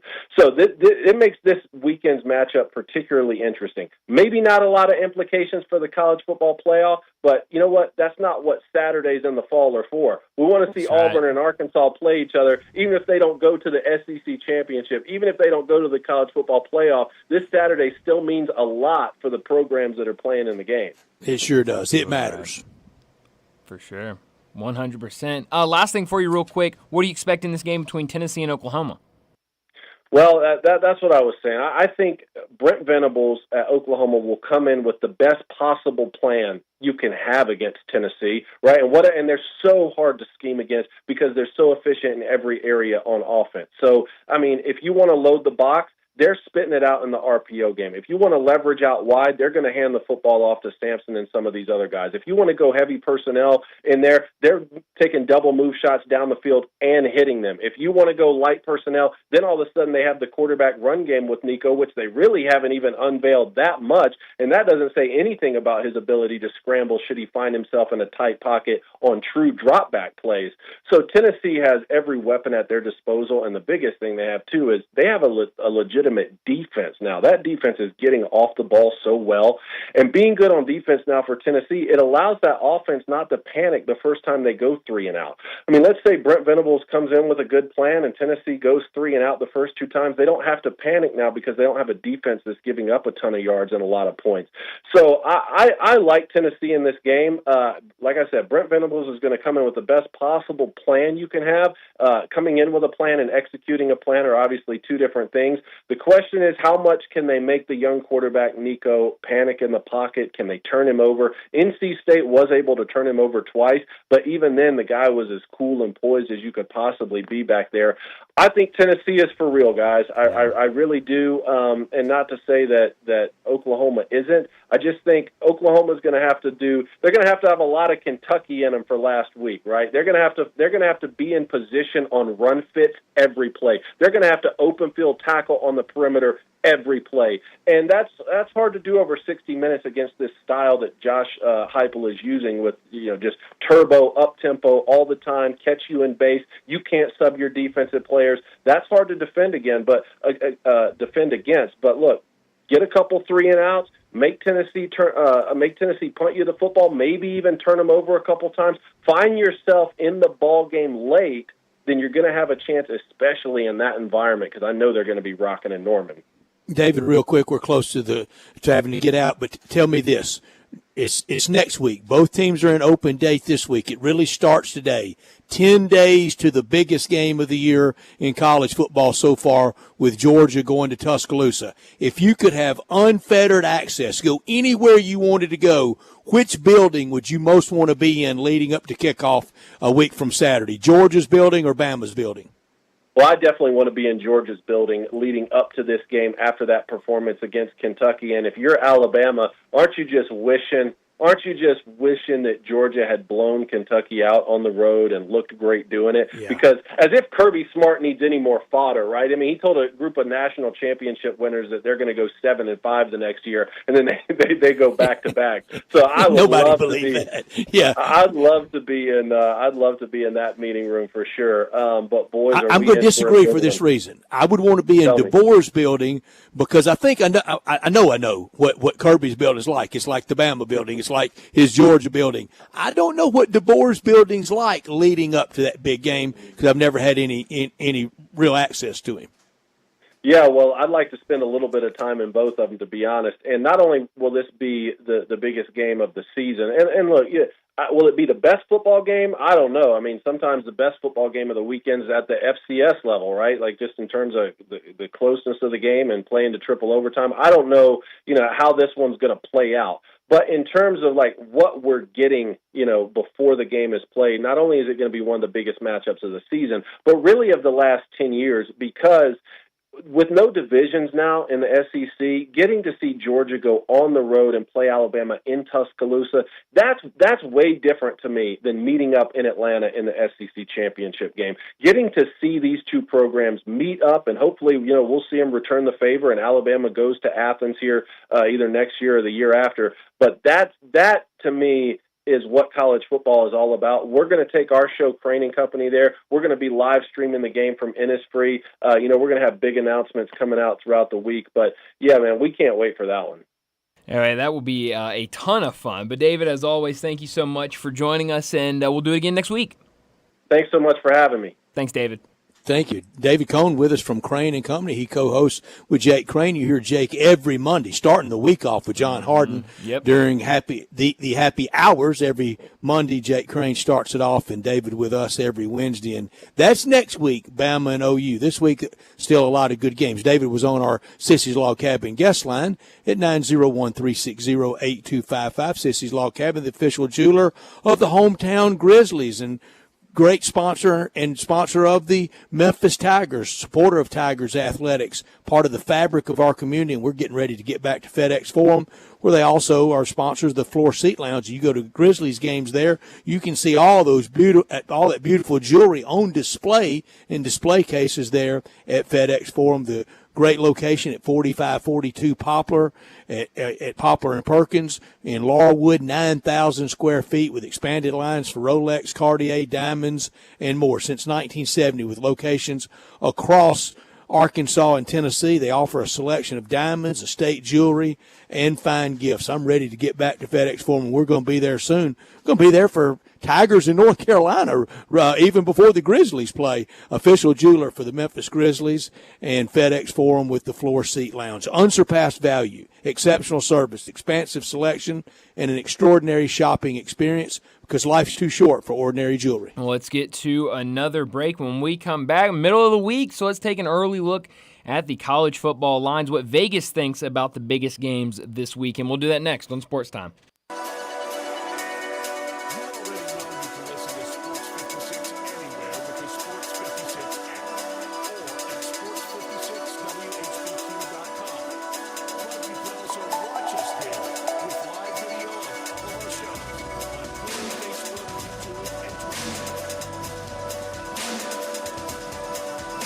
Traffic brought to you by 901 Eats to Go, 3135 Kirby Whitten Road in Bartlett. Pick up, DoorDash, Uber Eats, or online at 901eats.com. Eats with a Z. Good food fast.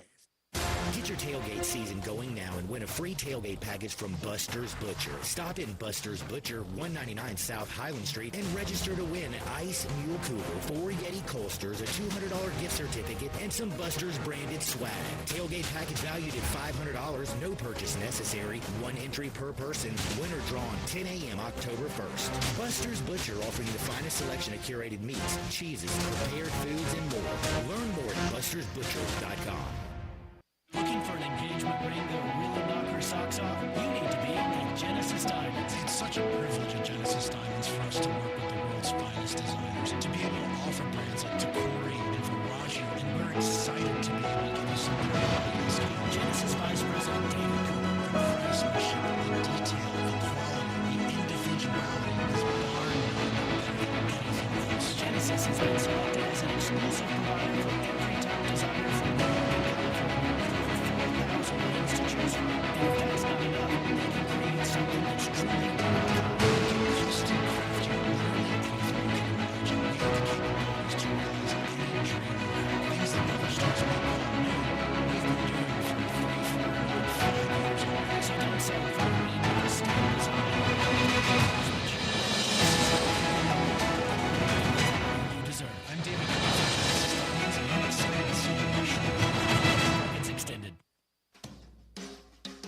Summer's heating up, and so are the savings at Choate's. We've got 3 incredible offers to make your season spectacular. First up, our Grill and Chill with Choate's Summer Special. Upgrade your HVAC system and choose between a free Yeti cooler or a Green Egg grill on select systems. Then power through any outage with Choate's generators. Be one of the first 50 customers to buy a generator and score a massive 75-inch TV or an iPad. Also, don't forget about our tankless water heater offer. Purchase a tankless water heater from Choate's and receive a premium toilet free. Don't wait. These offers are too good to last. Turn to the experts with Choate's and call 347-8086 or visit us online today for your free estimate. Now introducing Choate's Air Conditioning, Heating, Plumbing, and Generators. Choate's, let our family serve your family. If you own a business, you know Luttrell Belting keeps you moving. Luttrell has cost-effective belts, conveyor components, and 24/7 on-site service to keep you operating smoothly. Text are just a phone call away at 800-441-8946 or online at LuttrellBelting.com. Luttrell's Memphis plant stocks belting in nearly every size and finish, and if they don't have it, they'll make it. From ordering to selection, fabrication, and installation, your Luttrell sales rep is there for you. Luttrell Belting keeps you moving. Traffic brought to you by 901 Eats to Go, 3135 Kirby Whitten Road in Bartlett. Pick up, DoorDash, Uber Eats, or online at 901eats.com. Eats with the Z. Good food fast. Sports 56 traffic. Good afternoon. They were trying to move a stalled vehicle a few minutes ago in a terrible spot on 240 eastbound here at Lamar. It's really slow at times now between Mill Branch and Lamar coming eastbound on 240. We've had several disabled vehicles out here in the last 15-20 minutes as that traffic volume increases. I-40 east from Sycamore View Road all the way out past Germantown Parkway. Weimer's Jewelry, located 7525 Highway 64, is your full-service, family-owned jewelry store right here in the Memphis area. Go by and see them. I'm Commander Chuck with your on-time traffic.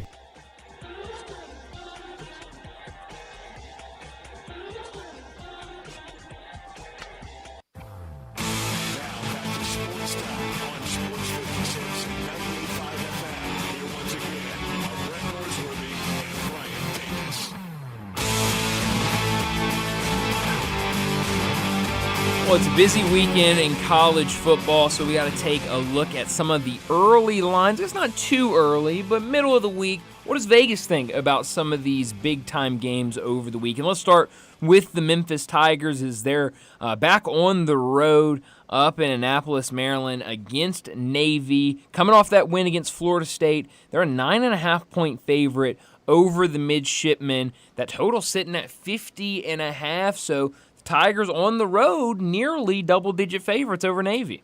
I think the Tigers will get there. It wouldn't surprise me if it took, to the 4, 5, 6 minute mark to finally get there and have it somewhat in cruise. It's never easy. It never gets old. But I think they get there Saturday in Annapolis. But almost like last week, the start is big. That's master of the obvious, I know. But you don't want the hangover playing last week to last too long. I don't mean hangover literally, please, people. But you don't want that lasting. Okay, you can handle a series or two, but you don't want that into the second quarter. No, I'm glad you brought that up because I was just about to say my biggest question going into this game is what does that hangover look like for Memphis? Are the thrill of victory effect? Yes. We'll change the words. Do they come out and are just really slow, really sloppy early, and this triple option, this this offense that Navy runs does give them fits early because you're coming off that big time win over Florida State, or is it back to business early, getting after it for the Tigers, and I think that will really set the tone for them.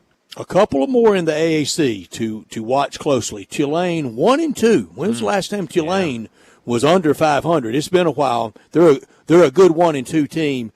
They play at Louisiana. Yeah, how about that? Yeah, Tulane maybe in Lafayette, the best 1-2 team in the country. I think you could make that argument. You could. I'm always scared of people that make that argument about a team. Well, they're competitive. But, in that game, Tulane favored on the road against 2-0 Louisiana.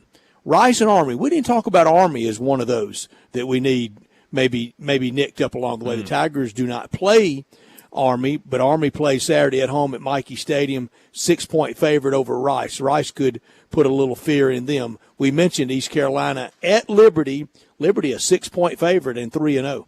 Yeah, and East Carolina, you mentioned it earlier. You know, they had Appalachian State scared early last week, and so now going up against Liberty, we know the talent that this Liberty team has. But 6-point favorite at home for them. You know, this one could get interesting. I think Vegas thinks it could get a little interesting. You on upset watch at all for South Florida hosting the U? I'm not. 16.5 home dog. Yeah, I think Miami might get there easily. You know, right now I'm still a little wary of Miami just because you get burned, it feels like, all the time. But based on what you've seen from this team, Cam Ward and the rest of that team, they look legit through the first 3 games. And obviously now road test against a South Florida team where that will be their Super Bowl at home. We'll see what that looks like. Clemson took an L to Georgia. NC State took an L to Tennessee. They meet at Death Valley Saturday. Clemson a 20.5-point favorite over NC State. Iowa State 22-point favorite Saturday over Arkansas State. They kept it close at Michigan. Back-to-back weeks on the road at the Big House and on the road to play Iowa State in Ames.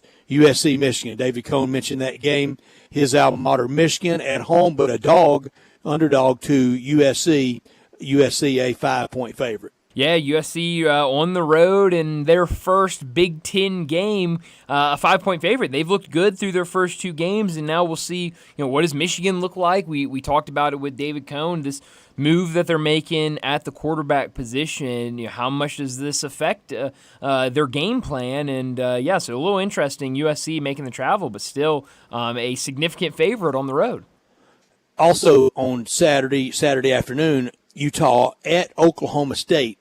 Will Cam Rising be back? I think he's listed as questionable right now. I think there's some doubt that he'll play, last I heard, but I think the chance is still there that he could play. Big-time quarterback matchup in that one if he's back, with Cam Rising going against Alan Bowman. I was looking to see what the announced team was for that one. I was hoping Tim Brando would get that game. He doesn't. Jason Benetti, Brock Heward, and Allison Williams calling the action on Fox. I'm trying to find Brando for Saturday. Where is he? He's got to be somewhere. How about this? While you search for that, Cam Rising definitely will start this weekend, is what it looks like, the latest updates on him. So we'll get a good quarterback matchup in that game. We'll get to Tennessee and Oklahoma in a second, and the rest of Kansas State, undefeated Kansas State at BYU Saturday night. Kansas State 6.5-point favorite. Yeah, it's going to be an interesting one. Kansas State has looked really good. They had that big win last week on a Friday night against Arizona, and so now a road trip to BYU. That environment is always very tough to play at in Provo. The students come out in full force. I think that's going to be a really fun late-night game on ESPN. I found the great Tim Brando Friday night calling undefeated against undefeated, Illinois against Nebraska Friday night. Yeah, that's going to be a good one. I'm really excited for that matchup. And in the SEC coming up on Saturday, the early lines for this Wednesday afternoon, bright and early in Starkville, Florida, 6-point favorite at State, Kentucky 20 over Ohio.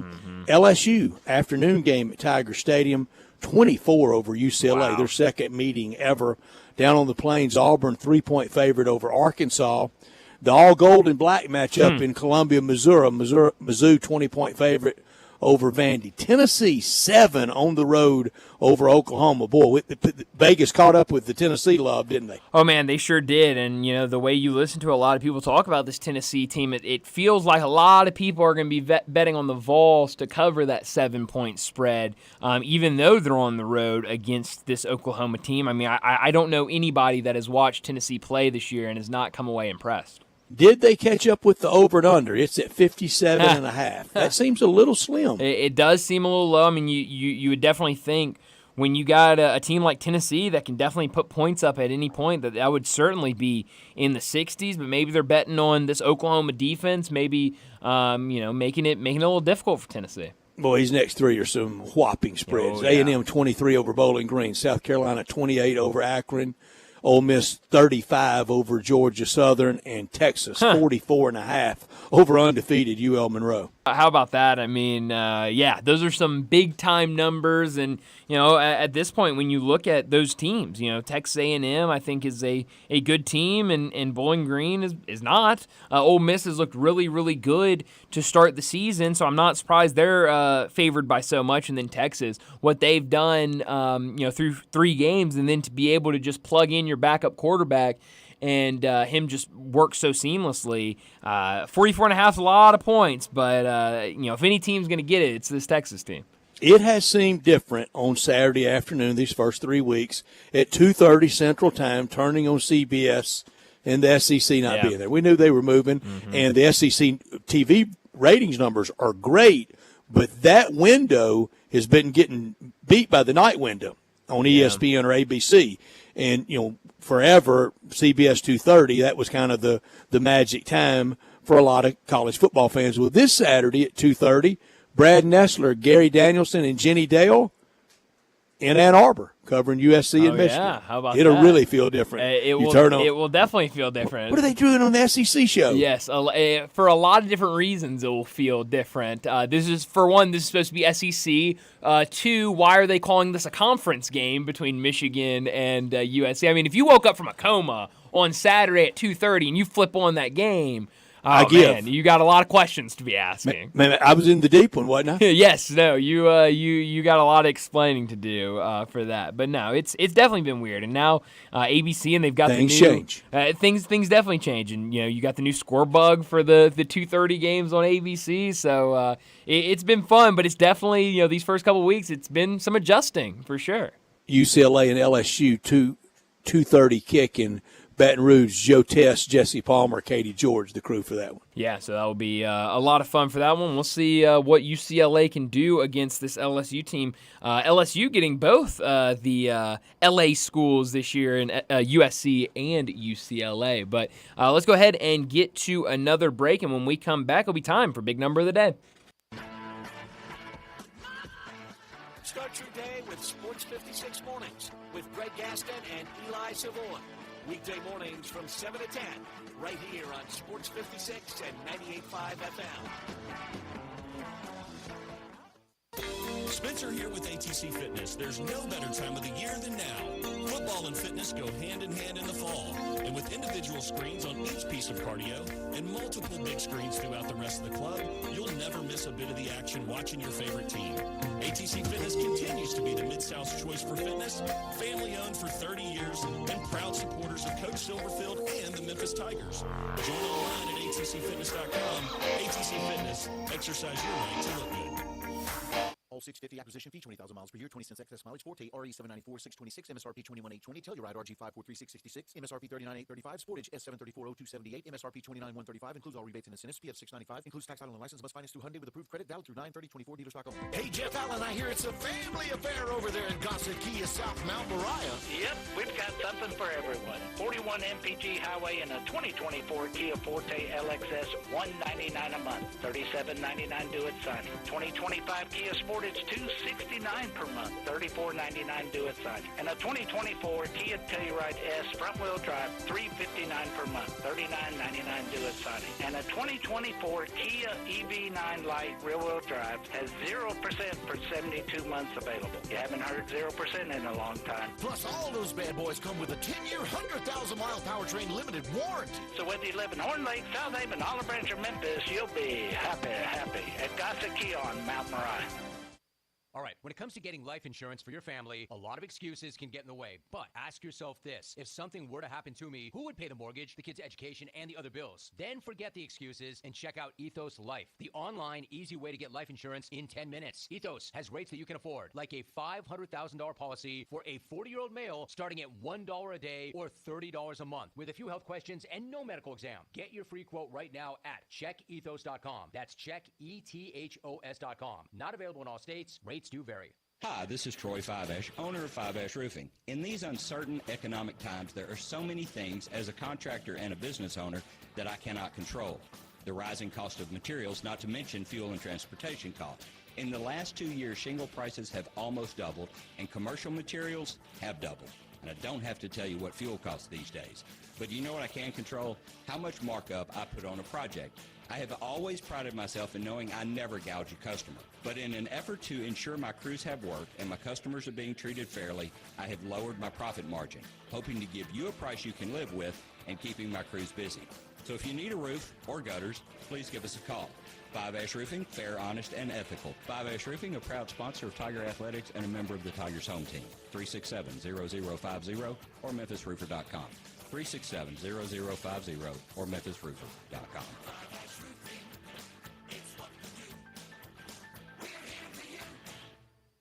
I'm with John Burgos from the world-famous Rendezvous in the Alley since 1948. Brett, we have catered parties all over this country and all over the world, from Singapore, Australia to Central Park in New York. But many people don't realize how much we do locally. For holiday events, office parties, tailgating, birthday parties, you can't do better than the Rendezvous. For example, you can get a cheese and sausage tray for 15 to 300 people for $3.75 per person. You can even build your own nacho bar for $10.50 per person. All you need is a minimum of 15 people. In many cases, we can arrange delivery and full-service catering. We've even made it easy to get to-go items. You can just park at our front door in the alley, put on your flashes, and we'll get you going ASAP. For all your catering items and prices, go to hogsfly.com, click on menu, and drop down to catering. Thank you, John. The Rendezvous, Mr. Charlie Burgos' Rendezvous in the Alley since 1948 and celebrating its 75th year.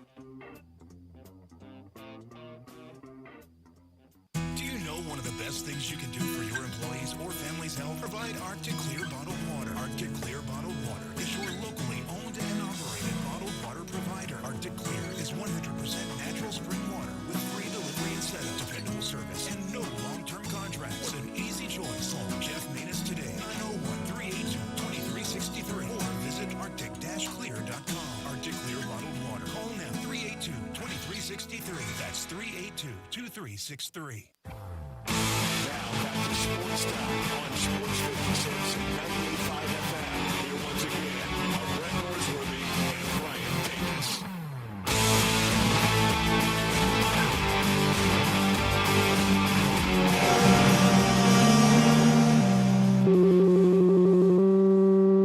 Big Daddy. Hello, Big Brand. It's a guy, he wants to be big, then he gets big, he doesn't want to be big anymore, then he gets small, but the suit's too big. Big Daddy. The big boy. You're a big guy. I think she's trying to pull a fast one on Big Daddy. The big number of the day. Well, Brett, my big number today is the number 200. Last night, Juan Soto had a history-making night. He hit a home run in T-Mobile Park to secure his 200th Major League home run. It also became his 40th home run of the season, and it was also significant because the only ballpark in Major League Baseball that Juan Soto had not homered in was T-Mobile Park. So he got number 200 of his career, number 40 on the season, and the final Major League Baseball ballpark that he needed. At 25 years and 328 days old,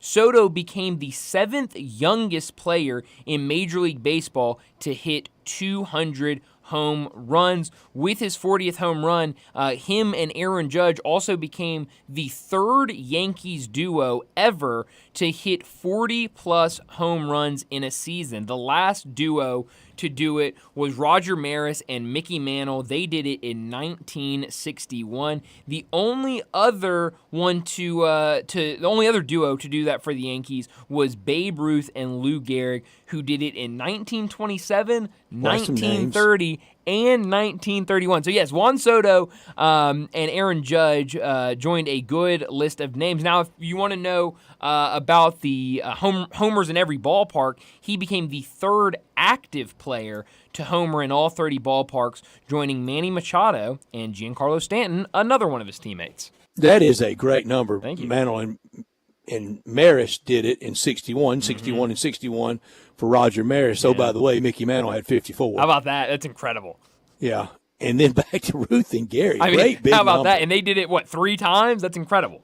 Remember just a few weeks ago when the Yankees were really having to battle to fend off Baltimore? Now they got a really good working margin. When the Yankees were struggling, yes. Yeah, not so much. I started to go baseball with my big number, but Okay. I felt like I was kicking them while they're down and going to use that 80 under 500. Happened a couple of days ago. They got to 79. They're back to 80 How about that? under 500 for the White Sox.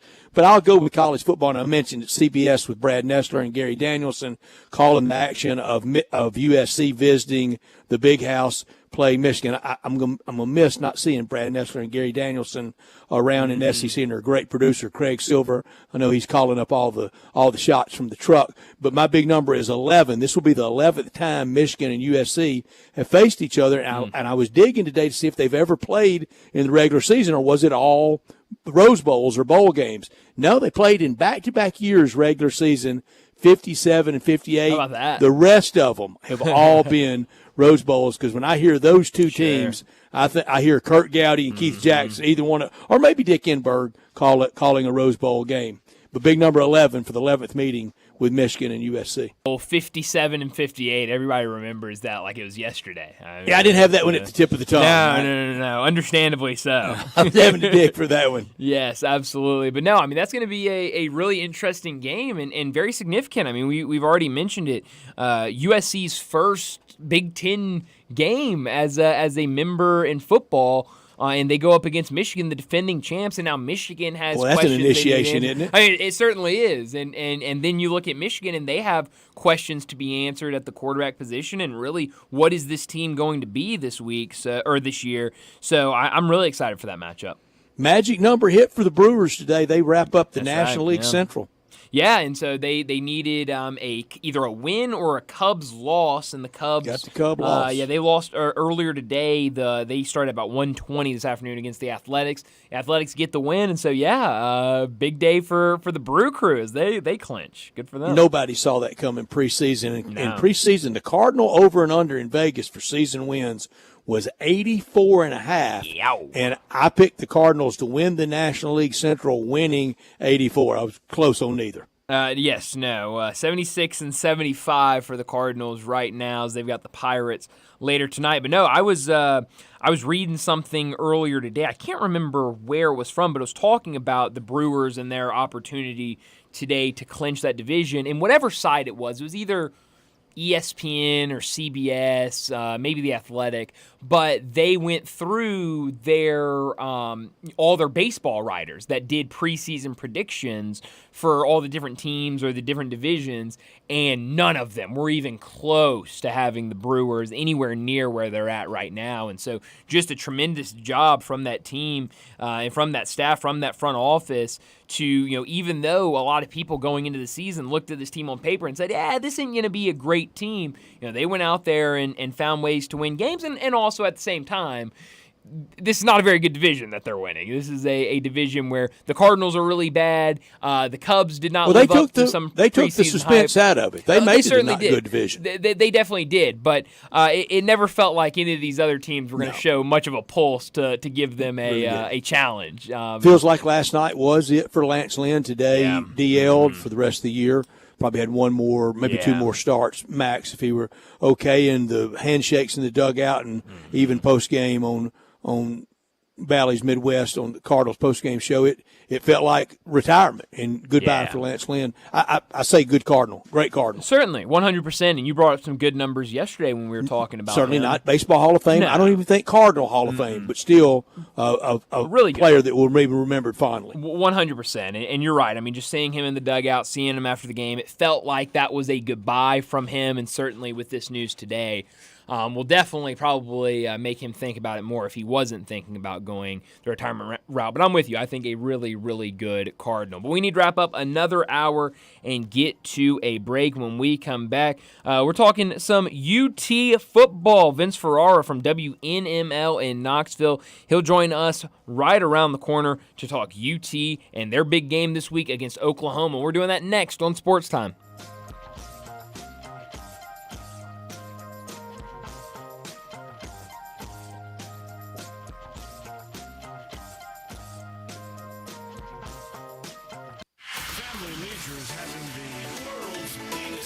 It's happening right now. You can save thousands on in-stock hot tubs that are ready to be delivered. Family Leisure has spas that start at just $28.99. You know those cold plunges? You can get one for yourself.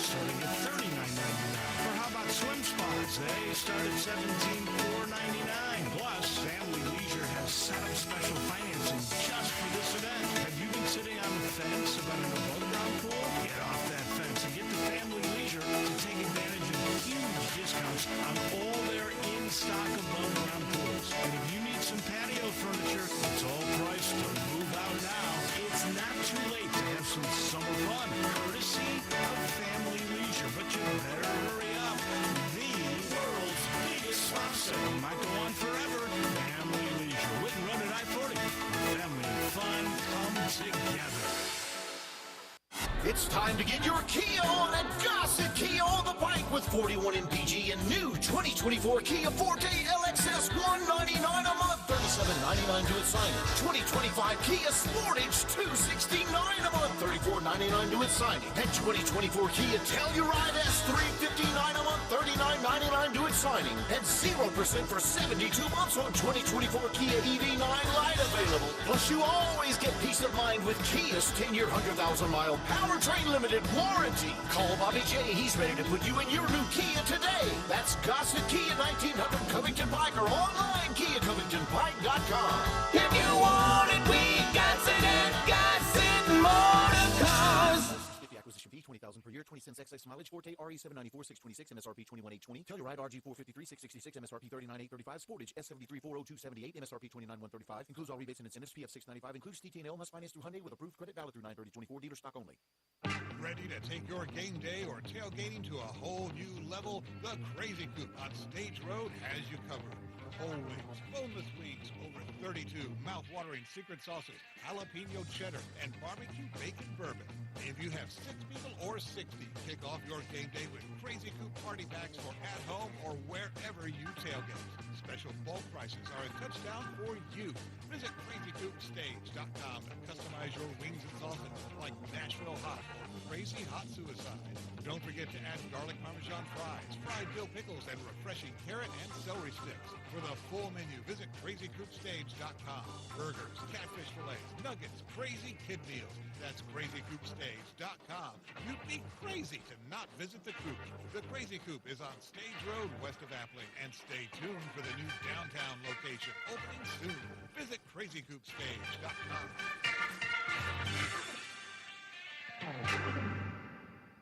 Simple, smooth, and every sip as easy as the last. Tito's handmade vodka tastes just as good with tap water as it does your favorite mixers. Back in the day, Tito distilled, hand-bottled, taste-tested, sent out to a few friends, then taste-tested again to give you the finest juice around. No frills, no flavors, no fancy labels, just the good stuff, just Tito's. For recipes, videos, and more, visit Tito'sVodka.com. Distilled and bottled in Austin, Texas. 40% alcohol by volume, mainly 80 proof, crafted to be savored responsibly. Admit it.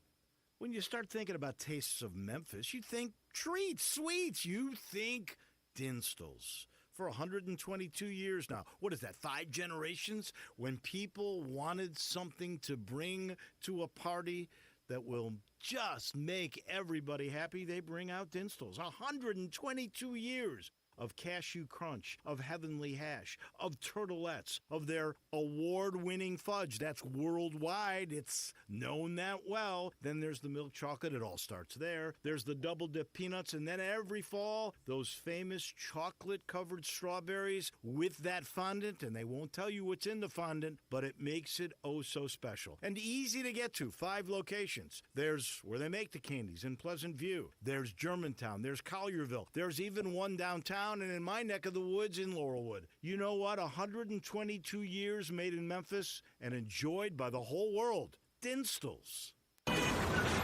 Sports 56 traffic.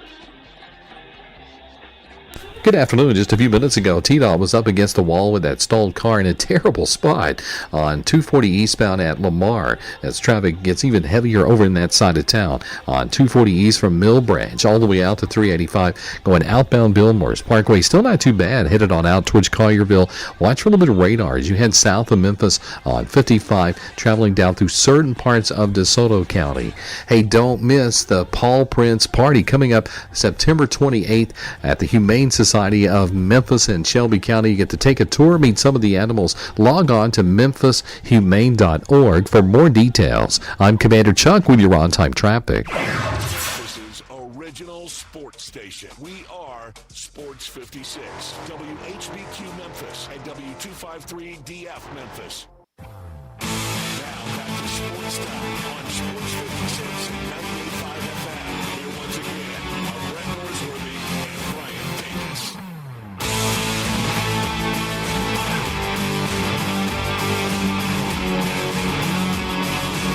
Welcome back into Sports Time. Brian and Brett with you in our Family Leisure Studios as we start our 5 o'clock hour. And joining us now to talk some Volunteers football, Vince Ferrara joins us now from WNML in Knoxville. Vince, thanks so much for joining us. A big game this weekend for Tennessee. We'll talk about that in a little bit, but a hot start for this group. Look great on offense, really good defensively. What is the feelings around Knoxville about this year's Tennessee team? Well, first of all, good to be on with you guys. Appreciate you. I thought the big game was last week against Kent State, so I'm not sure what you're talking about. It was not. Well, big number on the scoreboard. How many guest shows did you do last week compared to just today, Vince? I did more today than all of last week, and put this and Chattanooga combined. Yeah, it's different, in terms of calls, text. Viewing of content on digital, it just didn't have the energy, and it's still always big, but it's on another level with this kind of opponent. People have been pointing to this game for the entire offseason, or ever since it came out on the schedule that Tennessee would play at Oklahoma, and people are like, "Whoa, what a surprise!" Like the NCAA tournament with their storylines. Oklahoma's starting conference play when Josh Heupel going back there. I know we'll get to that storyline, but fans are excited. I think they've probably raised their expectations. Shocking, right, Brett? That Tennessee fans would do that, but it's because the defense has been so much more dominant than I think fans would have, or any of us would have expected. Yes, I know the level of competition. NC State was supposed to be a, top 4-ish ACC team, typically 8 or 9 wins. So it's not like they are an FCS program, but they dismantled them, start to finish. And, from when Will Brooks had the pick six against North Carolina State to halftime of the Kent State game, Tennessee had only given up 67 total yards in what amounted to just about 4 quarters, and outscored the two opponents, NC State, the rest of their game, and the first half of Kent State, 99-0. That's how dominant they were during that stretch. And so I think fans are feeling great about where this team is, and why not? There's probably, I know there's areas they can be better at, but I'm sure there's some curiosity to see where they stand, because this is a game that would flip people, then change the category of where you were on expectations for Tennessee football. Were you at 9 wins or 8 wins? Well, if so, you weren't giving Tennessee the Oklahoma game. If you thought Tennessee would win the Oklahoma game, then you were at 10 wins and a college football playoff berth, because that's what 10-2 would get you. So I know there's people that are even above that right now with the way they started out the season. Vince, I have said I think James Pierce, along with Travis Hunter, are the 2 best players in college football. Neither one of them are going to win the Heisman Trophy. Do you think Pierce is the best defensive player in the country? Well, to be fair, I watched a ton of college football last year, still have not gotten a look at everybody yet.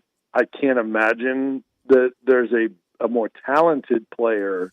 That doesn't mean that there's not guys that are putting up bigger stats, and an Oklahoma State's linebacker is, and then obviously Stutzman at Oklahoma is really good, and there's guys having 3-sack games like R. Mason Thomas at Oklahoma. So people are going to look at that kind of stuff. And in terms of talent, I think it's James Pierce. I was in Charlotte for the NC State game, and at halftime I talked to an NFL scout, and we were kind of going through the Tennessee roster a little bit, and I brought up James Pierce, and he lit up. He said, "Oh yeah."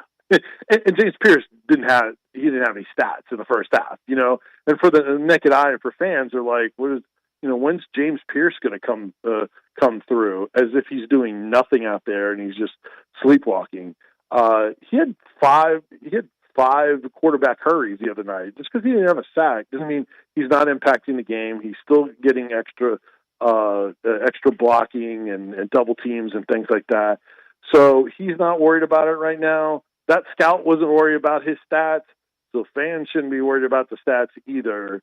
And once you get into the higher level competition, these teams are going to be more confident. I should say, I don't want to say arrogant, but more confident that their guys can block Tennessee's guy and see what happens. And then those are going to free up opportunities for James Pierce Jr. So I think he'll be fine, and you'll see him make impactful, game-changing plays that will point back to exactly what you said, and the numbers will eventually get there. Mm-hmm. After the bowl game last year, there was a lot of talk this offseason and preseason leading up to the year about the young quarterback. Nico Iamaleava has looked good. What have you thought of 3 games? They really haven't needed him, though, because of how strong that defense has been and how good the run game has looked. What have you thought of the young quarterback?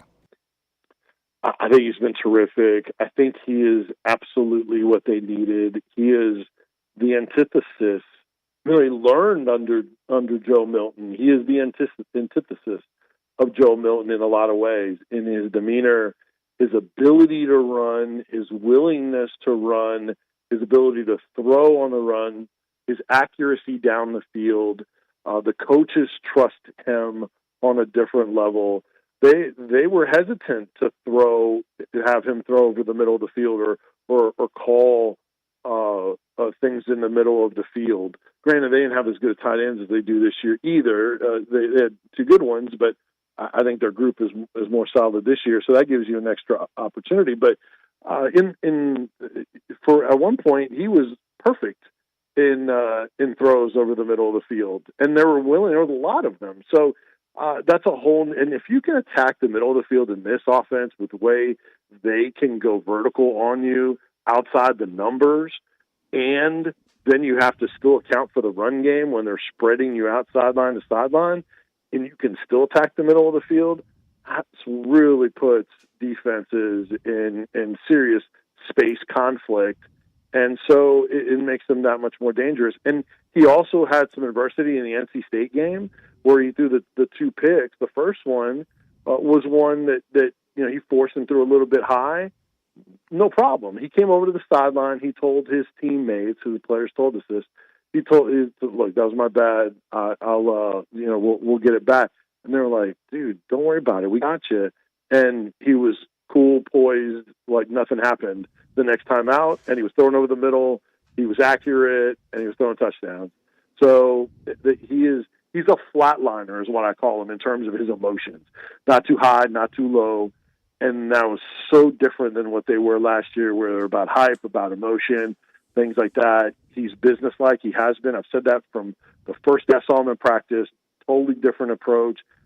He wants to be elite, and he puts in the work for it. He works with his guys.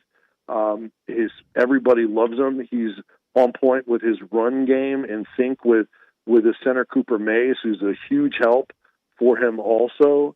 So they got a lot cooking. Oh, by the way, they got a pretty lethal run game to go with him. Just his accuracy down the field is just everything has been terrific for him. But I think the it factor in that poise is as much a strength as anything. At SEC Media Days, everybody talked about Nico and the defensive front. A lot of concerns were the secondary. Has the secondary been that much better because they're that much better, or has it been better because that front is so good? A little bit of both, but I think they have benefited from the front. There's no doubt about it. I mean, even in practices, they couldn't really tell just how much the front would impact them because they would keep the quarterbacks weren't live when they're going up against themselves, and they would let plays go so the back end could get more work and the receivers could get more work. So they wouldn't even count the pressures. So you really couldn't tell how much it was going to help them, but it absolutely has. Another thing is is they don't even have to get to the quarterback because now teams are game planning to get the ball out of the quarterback's hands real quick and just throwing it out in the flat. And that's another reason why they don't have big stat numbers. So they are impacted by the defensive line. I also think I think they're better. I think their personnel is better. I think the coaches weren't devastated by the guys that did hit the portal. So their two starting corners are outstanding. And Jermon McCoy, transfer from Oregon State, terrific ball skills.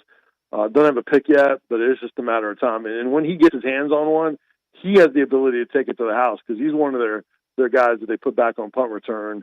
And then Ricky Gibson is outstanding. Probably should have played more late last year. And those are your two starting corners. I think they're in good. That's an upgrade from where they were last year. But I also think, Brett, there's still a level of unknown because they haven't really been tested yet by a top-notch quarterback. Tennessee hasn't played a top-notch quarterback since Carson Beck last year in the Georgia game. So they still got a box to check there on that secondary, but the signs are really good that they are improved for various reasons. Mm-hmm. Talking to Vince Ferrara from WNML in Knoxville. You mentioned it at the start of the segment, but obviously this is a big game, not only because of these two teams, but Josh Heupel's ties to Oklahoma, being a quarterback there, being on staff there, being fired there. How big of a storyline is that to Tennessee fans going in there, especially as we've seen, he's not afraid to score a lot of points. He's not afraid to pull some tricks out of his bag. How much have people been talking about that? Well, for sure. I think for fans, they like the fact that he continues to put the foot on the pedal and let it go. And he's if he can put up some stats, he will. And that's right. I imagine some coaches may get mad at times. Eli Drinkwitz did last year, and then he stood on business. The next time.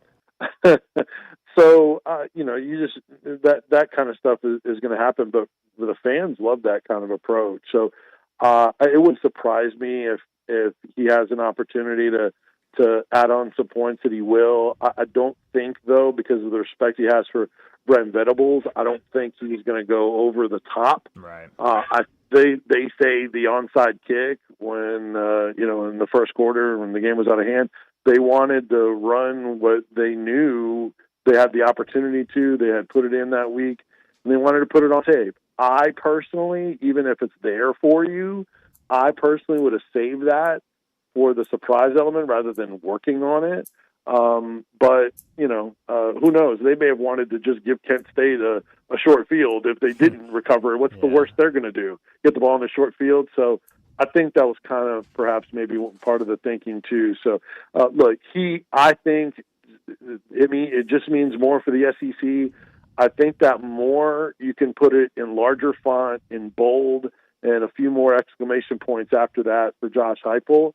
But he is not changing what he is saying this week, what he is doing this week, and the way he's coaching his team. He's not changing it to make it about him. His players said they hadn't even heard anything about it, talked about it, so they're not trying to win it for him, but they're aware. And I think he will savor that. It's going to taste different if he wins that game, even if he doesn't change it. And he's handled it great when taking questions about it. If he would have tried the Bob Stoops approach, I'm not talking about this, it would have made it an even bigger storyline. And that's not what he wants. He wants the focus to be on his football team. Mm-hmm. Yeah, it feels like the real pressure is on the current OU coach, Brent Venables, with just in his third year, and Josh Heupel already proven that he could do it at a couple of different stops. And Brent Venables in his first head coaching job. On our Sissy's Log Cabin guest line is Vince Ferrara from WNML in Knoxville. We haven't visited with you since SEC Media Days. It's been a whirlwind summer for you, I know, with the Omaha experience, Media Days, and now football season here. And for Tennessee fans so hungry for that big signature early win. If they're going to get to Norman, unless they're flying, they got to come through us somewhere on I-40. How many are making the trek out to Norman? Yeah, I know there are some, and Tennessee always travels. It doesn't matter where they go; they will always travel. So I don't know enough about Oklahoma to where if they have a reputation of giving up tickets. There's some fan bases you can end up buying tickets if you're the opposing teams, and then fill that stadium in with opposing colors. I don't know that Oklahoma has, if they have that reputation or not. But Tennessee fans will try. They'll overpay. I'm sure some are flying, some are driving, some are making it a week with campers. And that's Tennessee fans, man. Just like they have the waiting list for season tickets. They're fans all over the place. Some from in-state, from Texas. They'll be coming from all over to witness that, even if they're not making that straight 40 drive from Knoxville. I mentioned the running backs earlier, and you look at what Dylan Sampson has done through 3 games: 357 yards rushing, 9 touchdowns already. The team has ran for over 1,000 yards. This was a team that ran the ball well last year, and it seems like they're continuing to do that this year. What have you made of Tennessee's run game? It's been outstanding. There's a number of reasons. One, Dylan Sampson, who a lot of us have thought should have gotten the ball more, especially last year. The year before, and I guess some of last year too, it's been because of pass protection. But he's gotten better in that area. Plus, he's running back 1, so you can't lose him, putting him in the game and what he can do, the way he's run it, because he may not be the highest graded pass blocker, but they have other guys in a room that's not big in terms of scholarship. They really only have 4 scholarship running backs, but their number 2 is a walk-on. He's a preferred walk-on. He was the nation's leading rusher as a junior, and Deshaun Bishop from here in Knoxville at Carnes High School was committed to Coastal Carolina, and then they had the coaching change. And then so he decided to get a preferred walk-on spot at Tennessee.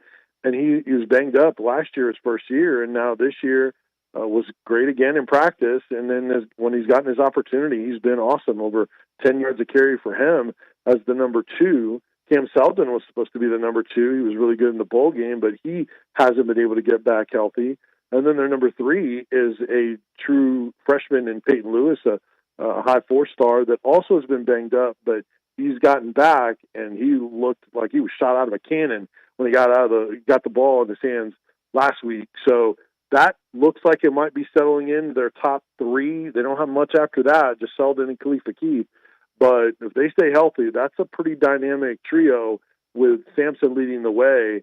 And man, he's got an incredible nose for the end zone.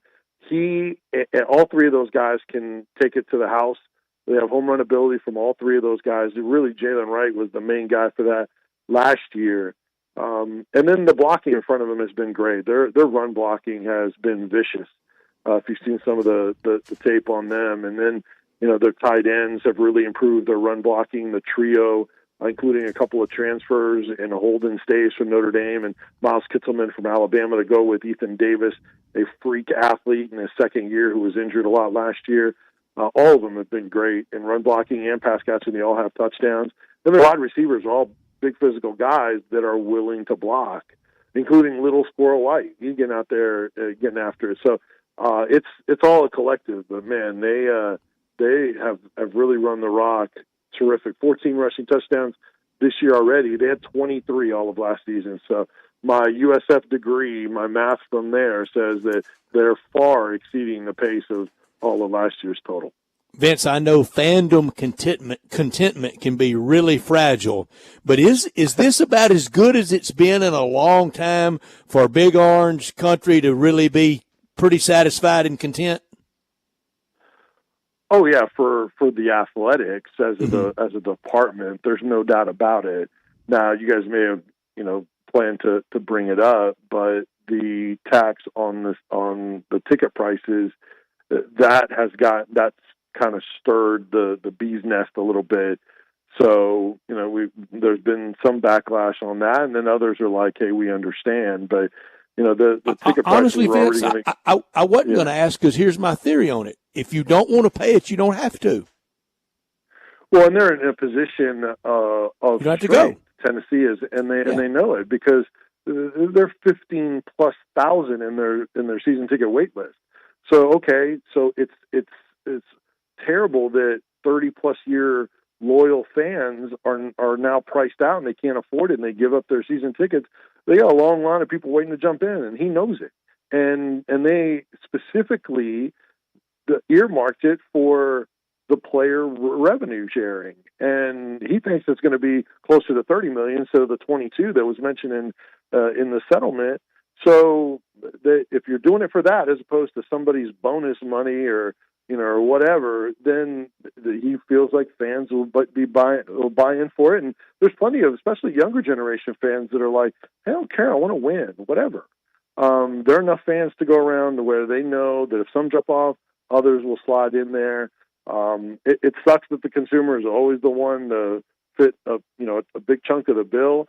But that was the first thing I talked about when I heard about the revenue sharing. Where's that money going to come from? The fans. And then there'll be other revenue streams, but the fans will play a part in it. And what's also tough is they had already implemented a 4.5% ticket price hike before this. So this is on top of that. So it's a big chunk, and we're not talking about $10, $15 tickets either.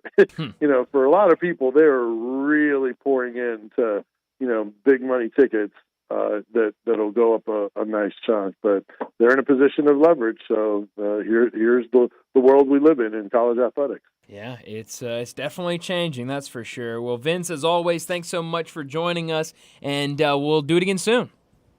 All right, BB, you guys the best. Appreciate you. Thanks for having me as always. Thank you, Vince. Vince Ferrara with us from WNML in Knoxville, and I know Tennessee. Really looking forward to this at OU. Game day, OU hosting game day, the primo game time, the sweet spot Saturday night, 6:30 our time. Chris Fowler, Kirk Herbstreit, Holly Rowe. That's the A-team. It absolutely is, and you're right. A lot of people looking forward to this game. I'm in a group chat with 2 Oklahoma fans and a whole bunch of other Tennessee grads. And so this week has been quite entertaining seeing their interactions with each other, because you're right, it is a big game. Everyone excited about it on both sides for sure. But we need to get to a break here in a second. But before we do, let me tell you about our friends over at Bell Tavern. It's a busy weekend and a really busy week with all of these games in action. Maybe you want a place to watch the game tonight. Head out to Bell Tavern, located at 117 Barbaro Alley, one of the premier bars in this city, open from 4 to 11 Wednesday through Saturday and 4 to 8 on Sunday. Look, I know nobody likes a loud bar where you can't hear yourself think, much less talk, but that's the opposite of Bell Tavern. Start your night with a gourmet burger and one of the great cocktails in a quiet, dimly lit bar that you can enjoy a game at with your friends. It's not a sports bar, but it has those TVs where you won't miss a moment of the action. For more information about our friends over at Bell Tavern, give them a call, 901-249-6580. That's 901-249-6580. Or go online to belltavern.com. Well, we need to go ahead and get to a break, and when we come back, we'll talk about what's trending.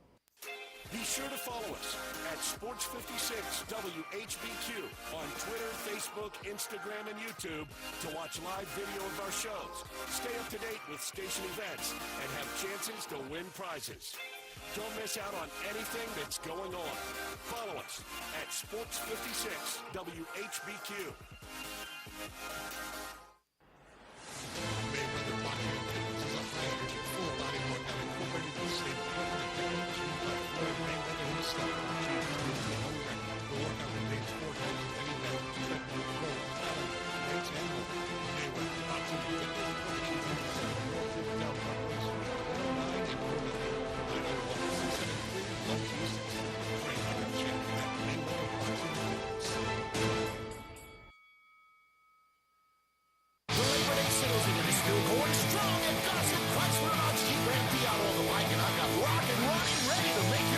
Check this out, Randy. New 2023 Dodge Charger FXD, $27,499, over $10,000 off MSRP. Hey, Ronnie, what about Renegade? New 2023 Jeep Renegade, $27,499 or $319 a month. Hey, Ronnie, tell them about that deal on Gladiator. 2024 Jeep Gladiator, over $7,000 off on the bell. Don't forget about that Ram truck deal. 2025 Ram Tradesman. Over $6,000 off MSRP. Rocket Rise this drive past the rest and come to the best and Gossett Clutch for G-Dot Ram Fiat on the bike. Online at GossettMotorCars.net.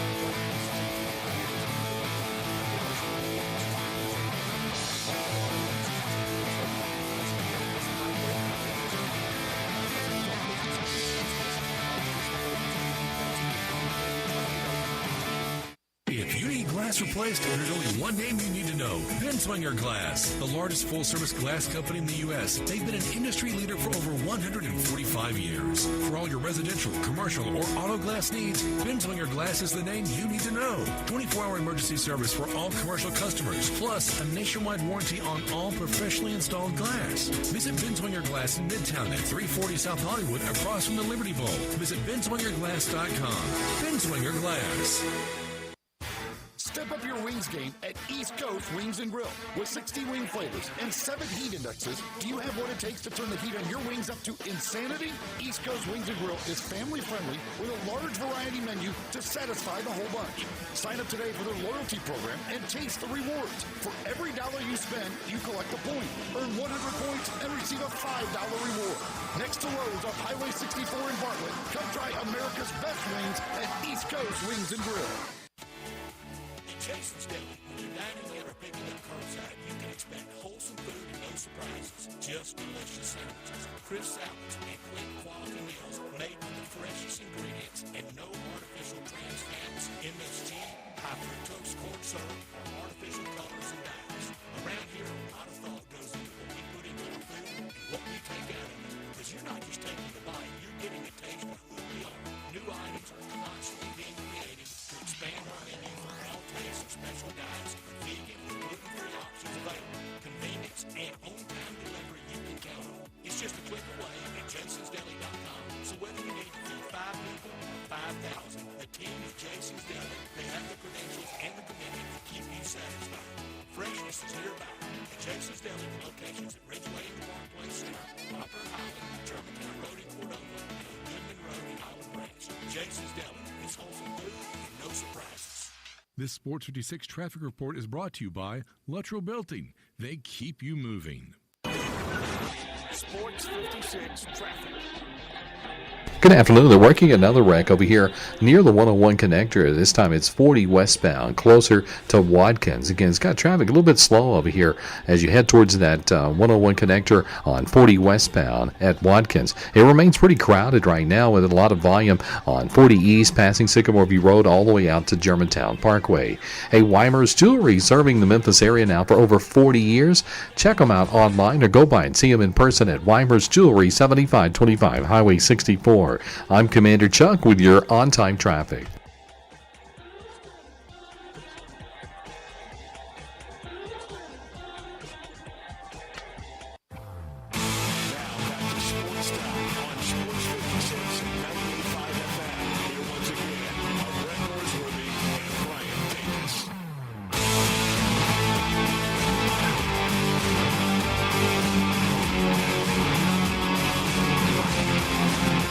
Well, Brett, we got about 30 minutes left in today's show. We got to talk about what's trending, and probably the most trending thing in the sports world today has nothing to do with a player, but a media member.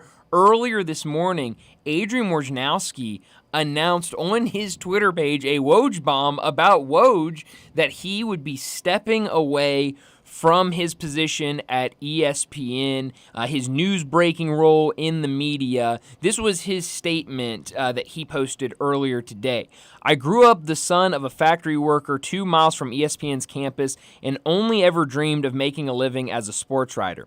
37 years ago, the Hartford Courant gave me my first byline, and I never stopped chasing the thrill of it all. This craft transformed my life, but I've decided to retire from ESPN and the news industry. I understand the commitment required in my role, and it's an investment that I'm no longer driven to make. Time isn't an endless supply, and I want to spend mine in ways that are more personally meaningful.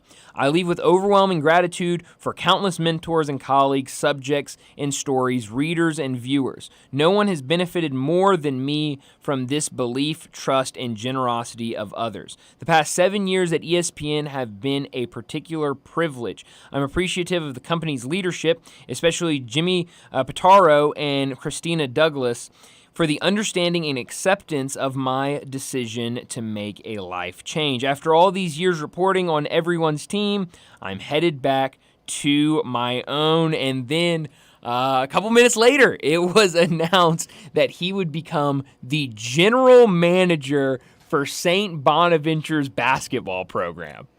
St. Bonnie, how about that? Bonnie? True or false? St. Bonaventure's ever been to a Final Four? Brett, very true. Very true. How With about that? Butch Van Bradekoff. Very, very, very true. Yes. Way back when with Bob Lanier. Very true. He worked his can off on the way to the top of his craft. I wish him so well. I'm glad he's comfortable enough that I'm going to go do this. Now, that doesn't mean it's a retirement job. He doesn't have to produce. Well, they want St. Bonnie in another Final Four. That is a great point, It's been Brett. a long time since the last one. That's a great point, Brett, because I've heard so many people today saying, oh, he's taking his retirement gig. And then I saw someone on Twitter go, I love how everyone's calling the retirement gig being a general manager of college basketball in this team world. in this era of college athletics. That sounds like a very tough job to do. And you had this quote from Adam Schefter on Woj's retirement. The quote is, it takes over your life. You can't kind of do the job. You have to live the job. And he was done living the job. Now he gets to do exactly what he wants, which is exactly how it should be. Shefty, that's called a job. Yes, no, you're right, and that's for every walk of life. Sure, absolutely, and certainly. Don't think you're special. No, not at all. But I was telling John, be on the business end of that weld today, welding. Yes, that guy's doing. Our gal's doing the same thing. Shefty. 100%, absolutely, and so a job like this where. You are glued to your phone all the time. You're waiting and you're relying on other people to give you information to do your job. There's it's an interesting gig. I remember it's probably not a job I would want to have if I'm being honest. I remember a story coming out a couple of years ago and just kind of talking about how competitive it is, and kind of this. Battle between Shams and Woj. I remember a story a couple years ago that came out where it was like early in the morning, and one thing that Shams loves to do in his free time is play pickup basketball. And he's playing pickup basketball one day, and he gets a text from somebody with breaking news, hey, you can go to press with this, report it, do your thing. And Shams is playing pickup basketball, and before he's done playing pickup basketball, Woj or somebody else breaks that story, and he had the news 15, 30 minutes before any of those other guys did, and it ate him up so much that he stopped playing pickup basketball. And was like, I'm not doing it anymore. That's taking time away from me and keeping me away from my phone when breaking news might be happening. And so it's a very competitive job when you're trying to break news and be the first one to do that. And so for him to say, you know what, I want to do something different. If there's something more that Woj loves more than the NBA and breaking news, it's St. Bonaventure basketball. That guy eats, sleeps, and breathes the Bonnies. And so it's going to be cool to see him in this role. It sure will be. And as I said, worked his can off on the way up in a lot of jobs to get to that level, even before at ESPN. I think it was at Yahoo. Is that right? Yeah, I believe that's right. He had separated himself truly in his craft as one of the greats. But at Yahoo and certainly at ESPN, don't confuse this with gumshoe Certainly investigative not. reporting. Certainly not. All he had to do is sit back and look at his phone. GM from certain team go, hey, so-and-so's Exactly. out 6 weeks with Exactly. a strained meniscus. Yes. Now he earned that. He earned that getting to there. Sure. But don't confuse him with Woodward and Bernstein. No, not at all. I mean, yeah, like I said, that whole job is relying on other people to basically do your job for you. You're and so much of this in breaking stories is us just being on the receiving end of somebody on the inside. Hey, you didn't get it from me, but such and such. Exactly. And he had inside connection with the top 200 league sources, and I would argue worked hand in glove with the league office 100%. Because they like the promotion. Certainly. I hope. Now, somebody's going to fill his role there. They probably will hire Shams or have somebody, many talented people there, kind of with that connection to really just feed those stories straight from the source. I would hope it would go back. And I love David Cobb's text today, or rather his tweet today about, and he used to be in that role as the Grizzlies beat writer for the Commercial Appeal. And I remember Ron Tillery doing it so well for so many years. I hope it goes back to those teams realizing the importance of the local media outlets, print or otherwise, and letting them have stuff. And Brian, now so many of those teams now own their own media operation inside their building that I never see anything outside of maybe on the plaza, the special musical act before game one of the playoffs, anything being broken by them. Yeah, it's a good point. You have so many different avenues that you can, feed it to your local reporters and the people that are there locally to break that news. And so, I would hope that a team like the Grizzlies, who, like you said, has great reporters for the papers, obviously other people that report on the team, and they have that media company associated with the team. You have plenty of opportunities to have somebody that you can trust. Give it to somebody local. Yes. I mean, call Drew Hill, call DeMichael Cole. Yes. You got your own your people on the inside on something like this. Hey, we're going to announce an extension for Taylor Jenkins. Yeah, and give it to them and let them be first, and then. So why does it all kind of have to come through league office, Bristol? Yeah, I wish it didn't, I wish it was, DeMichael Cole breaking these news stories, and then the national media is picking it up and citing DeMichael or citing Drew Hill. And Brian, you got a lot of those because the old wheel keeps spinning around, and you just may need those people on a certain story to finesse it maybe to the home team's way.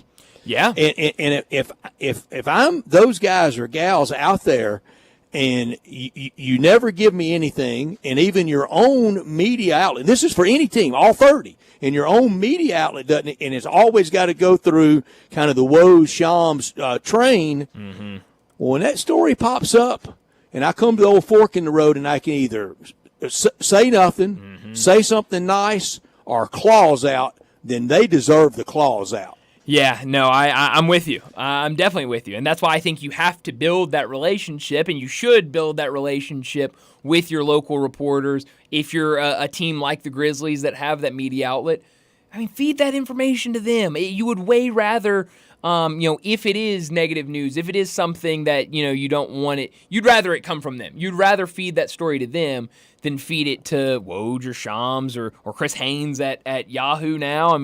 I'm with you. I wish the local guys, got it first. And we've sadly developed in all 30 places with these big team outlets, and like here with the competitive nature of the DM and the Commercial Appeal, if you did do that claws out story, well, you got your own in-house outlet, and you got the other one that can take the other side and really put undue pressure on you that we used to not have, and that's to the detriment of the news information and for the reader listener. That's a good point. And you're right. And so, I don't think it's. I mean, so much of this is press release journalism. Oh, for sure. It's 100%. It's like you said. It's this guy's out for 6 to 8 weeks. That's a press if release. You're not kind of chanting "Go team, go," you're the bad guy. Yeah, that's right. No, you're absolutely right. And so it's weird. You're right, because I think it's kind of all changed with the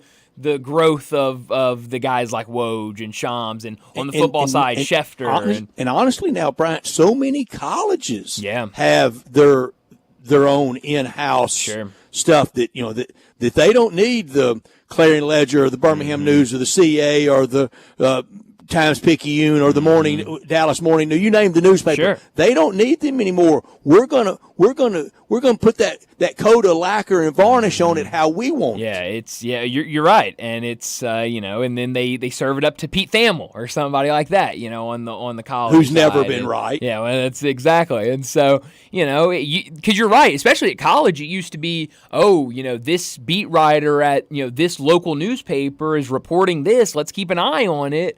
And now you don't see that anymore as time has gone on. Pete Thamel, who 4 years ago at this very time still in a snit that we were playing college football because it wanted everybody to stand down for COVID, would have put the sport out of business and his job. Yes, that's a very good point. I would think when your whole job is to report on what's going on with college football, you would want that sport to be playing.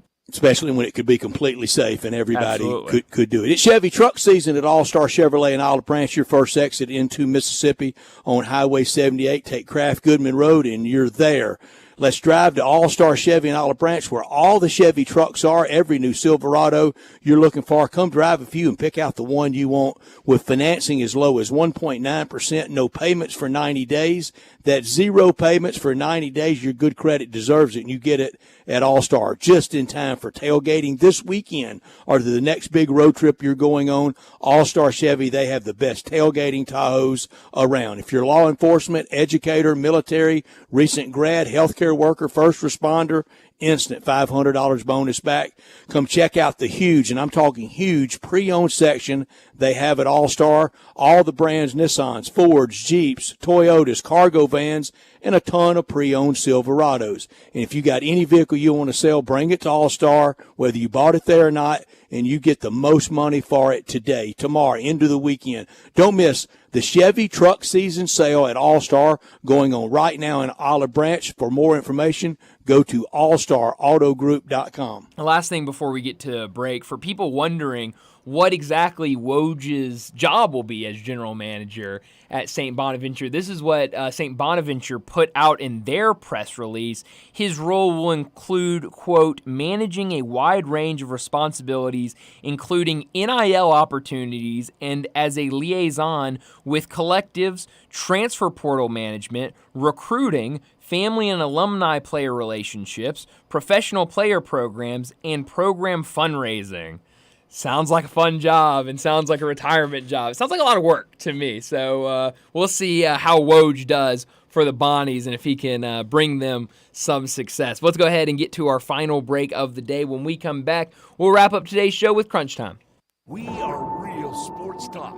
Sports 56 WHBQ. Available on your radio dial at 560 AM and 98.5 FM, as well as around the world online at sports56whbq.com. Take us with you everywhere by downloading the Sports 56 app. And at home, just say, Alexa, play Sports 56. Wherever you are, stay tuned in to real sports talk. Sports 56 and 98.5 FM. You or someone you know or care about has dealt with a difficult divorce. When facing divorce, you need the attorneys at Rice Law. Nick and Larry Rice lead the firm with 3 generations and 7 decades of experience. Located in Memphis, serving the entire state of Tennessee and North Mississippi. Rice Law is who you need to call. Simple or difficult divorce, they know how to handle it. Call Rice Law at 901-526-6701, or for more information, visit them at aboutdivorce.com. That's aboutdivorce.com. Country music singer-songwriter Kylie Morgan loves her ring from Genesis Diamonds. It's something simple with the song that I love. That's exactly what I do. And then we just sing the winning bands, got a fire, passion,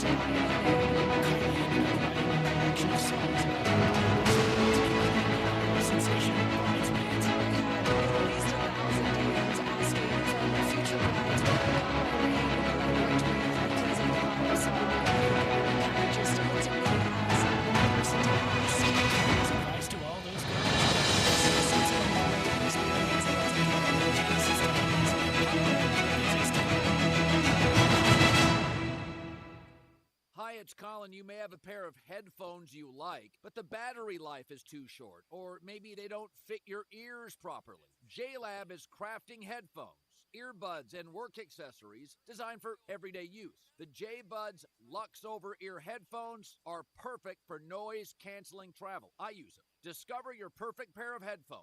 Look for the JLab Blue Box at Walmart, Target, Best Buy, and more, or just visit JLab.com. Welcome to the Rendezvous. This is John Vergas. When my dad started the Rendezvous in 1948, I don't think anyone could have imagined we'd still be serving shoulder, cheese plates, and our world-famous dry rub ribs 75 years later. But we are still here in the basement, in an alley in downtown Memphis. We sincerely thank you for making the Rendezvous what it is today. Charlie Vergas Rendezvous, a legendary experience for over 75 years, whether you dine in, pick up, or ship across the country.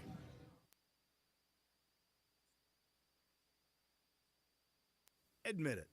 When you start thinking about tastes of Memphis, you think treats, sweets. You think Dinstall's. For 122 years now. What is that, 5 generations? When people wanted something to bring to a party that will just make everybody happy, they bring out Dinstall's. 122 years of cashew crunch, of heavenly hash, of turtlettes, of their award-winning fudge. That's worldwide. It's known that well. Then there's the milk chocolate. It all starts there. There's the double-dip peanuts. And then every fall, those famous chocolate-covered strawberries with that fondant. And they won't tell you what's in the fondant, but it makes it oh so special. And easy to get to. 5 locations. There's where they make the candies in Pleasant View. There's Germantown. There's Collierville. There's even one downtown and in my neck of the woods in Laurelwood. You know what? 122 years made in Memphis and enjoyed by the whole world. Dinstall's.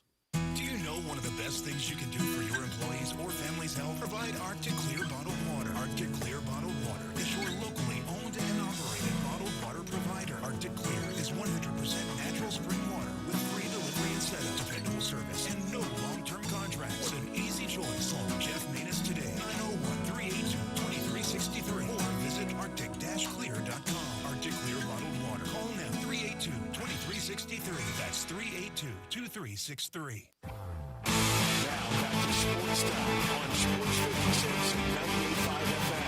Here once again are Brett Norsworthy and Brian Davis.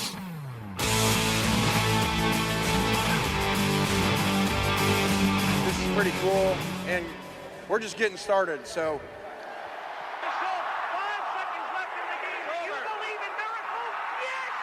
Spanning the globe. Go crazy, folks!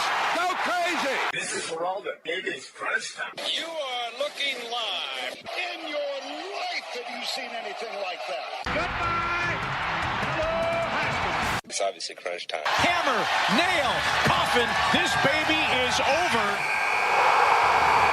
Well, Brett, I learned a couple of things today, one being baseball related, the other being college basketball related. So very interesting stuff. Last night, Shohei Ohtani hit his 48th home run against the Marlins. So he is now only 2 home runs shy of a 50 home run season. He's also only 2 stolen bases shy of a 50 stolen base season. So only 2 for both away from the 50-50 club, which would be incredible if he was able to join that and have 50 for both. 11 games left, so there's a good chance he can do that. It feels like Shohei Ohtani, over these last couple of years, what he has shown on the base paths. What's the hardest of the two? To get to 50 homers or to get to 50 stolen bases?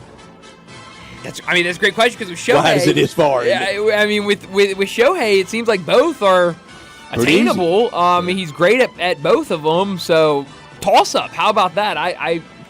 Both are definitely tough. I'm with you. Yeah, it's hard to decide. If he's going to steal bases, that means he didn't hit a home run. He just got a hit. And if he's going to hit home runs, it means he's not going to steal a base on that plate appearance. So it is definitely interesting to watch. The other thing I learned today, and I learned this just about 30 minutes ago, Jeff Goodman is reporting that Baylor will play Gonzaga on November 4th, the first day of the college basketball season. Sources tell the Field of 68. The game this season will be played at Spokane Arena, and they have agreed to meet in each of the following 2 seasons at neutral sites to be determined. Give Scott Drew and Mark Few a ton of credit for doing this. It's what the sport needs more of with these big-time coaches and programs. Jeff Goodman is absolutely right. I mean, getting high-end programs to play each other in non-conference is definitely huge. We've seen Penny Hardaway, the idea of setting up tough opponents for him is what Mizzou he wants. Out of the gate. That's big time. That's big time. And so see other teams want to go out there and face, being big brands and wanting to face other tough teams. I think that's awesome. And that Baylor-Gonzaga game to start the season, that'll be a lot of fun. Remember, Monday night, November 4th, the universal start of the real college basketball season, games that count. Most places, not all, but most are standing down on Tuesday. The entire NBA will for Election Day, and then everybody back on Wednesday the 6th playing everywhere. What I learned today, 2 former USC head coaches will be meeting in Oxford on Saturday. Since Pete Carroll retired, Lane Kiffin, Steve Sarkisian, Clay Helton, and now Lincoln Riley, head coaches SC in Oxford Saturday. Clay Helton versus Lane Kiffin. Some really good coaches in that group. Yeah, really good. Lincoln Riley on the road is a 5.5-point favorite at Michigan. Is USC back? Oh, Brett, everybody's back this year. I mean, look around. Either everybody's back or everybody's gone away. It's a good point. Yes, it's one of the two.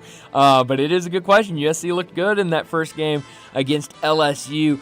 Brett, what I could have done without today, the stories coming out that Jordan Love returned to practice today and that he could play this weekend against the Titans. My issue is not that he returned to practice. I hope for good health. I hope he's fine. Jordan Love is a phenomenal player, and I think everyone is better with him on the field. But with Jordan Love being a young quarterback, with Jordan Love being a quarterback that just signed that massive contract, we do not want to rush him back. If there's any issues there, you got to keep him out on Sunday. Yeah, maybe let him practice, let him go through those motions, but I would say you got to take a very close look at him, make sure he is 101% healthy to go out there against Tennessee. I mean, at the end of the day, we're talking about a Week 3 game. There are going to be much more important games for the Packers down the road. You got to win last week with Malik Willis as the starting quarterback. I didn't think he looked great, but he didn't look terrible, and I think going up against the Titans, they haven't shown to be world beaters either this year, so I think, if he's definitely 70%, 80%, you sit him out on Sunday and you go with Willis for at least one more week. 2 weeks Friday, the injury down in the season opener in Rio, right? 2 weeks Friday. That's right. Could have done without. The Cardinals started today with a tragic number of 6 to be eliminated for the final National League wild card. 40% of the National League will make the playoffs, and the Cardinals won't make it 2 years in a row. Crazy. That's really bad. That's really bad. And Brett, I would almost tell you that I didn't know it was 6 games. I thought it would be less to be eliminated with how bad this team has been this year. But no, 2 years in a row. I mean, we were talking about in the offseason, Brett, it was a bad year last year. You can't make it back-to-back bad years, but here we are. Where are you beaming tonight? City Field in Queens, seats available. Wasn't many people there last night for a team playing for our postseason. The Mets, they're really playing for something. The last 2 years, the 6th seed out of the National League, they've made it to the World Series. The Mets could do that. I stay in New York and go to Patriots and Jets tomorrow night. Oh, I like that. That will definitely be man, Brett, is it already almost Thursday night football? That's incredible to even think about that. We're almost there. Being me tonight, a lot of good games. You know what? I'll go back up to Seattle for this Yankees-Mariners series. Both teams still playing for something. Yankees got a big win last night. They'll go with Nestor Cortez tonight. The Mariners, Bryce Miller, their young pitcher that has been pretty good this year. He'll go for them as they're really looking for a win. That should be a fun game, but a good slate of baseball tonight. It sure is. The games that had first pitched 5:35 Central or later, 9 of the 11 games all impact either in the playoffs or seeding. Wow, that is incredible. So definitely some meaningful baseball being played tonight. So definitely have our eyes on that. But that's all the time we have. Enjoy your night. We'll talk to you again tomorrow afternoon.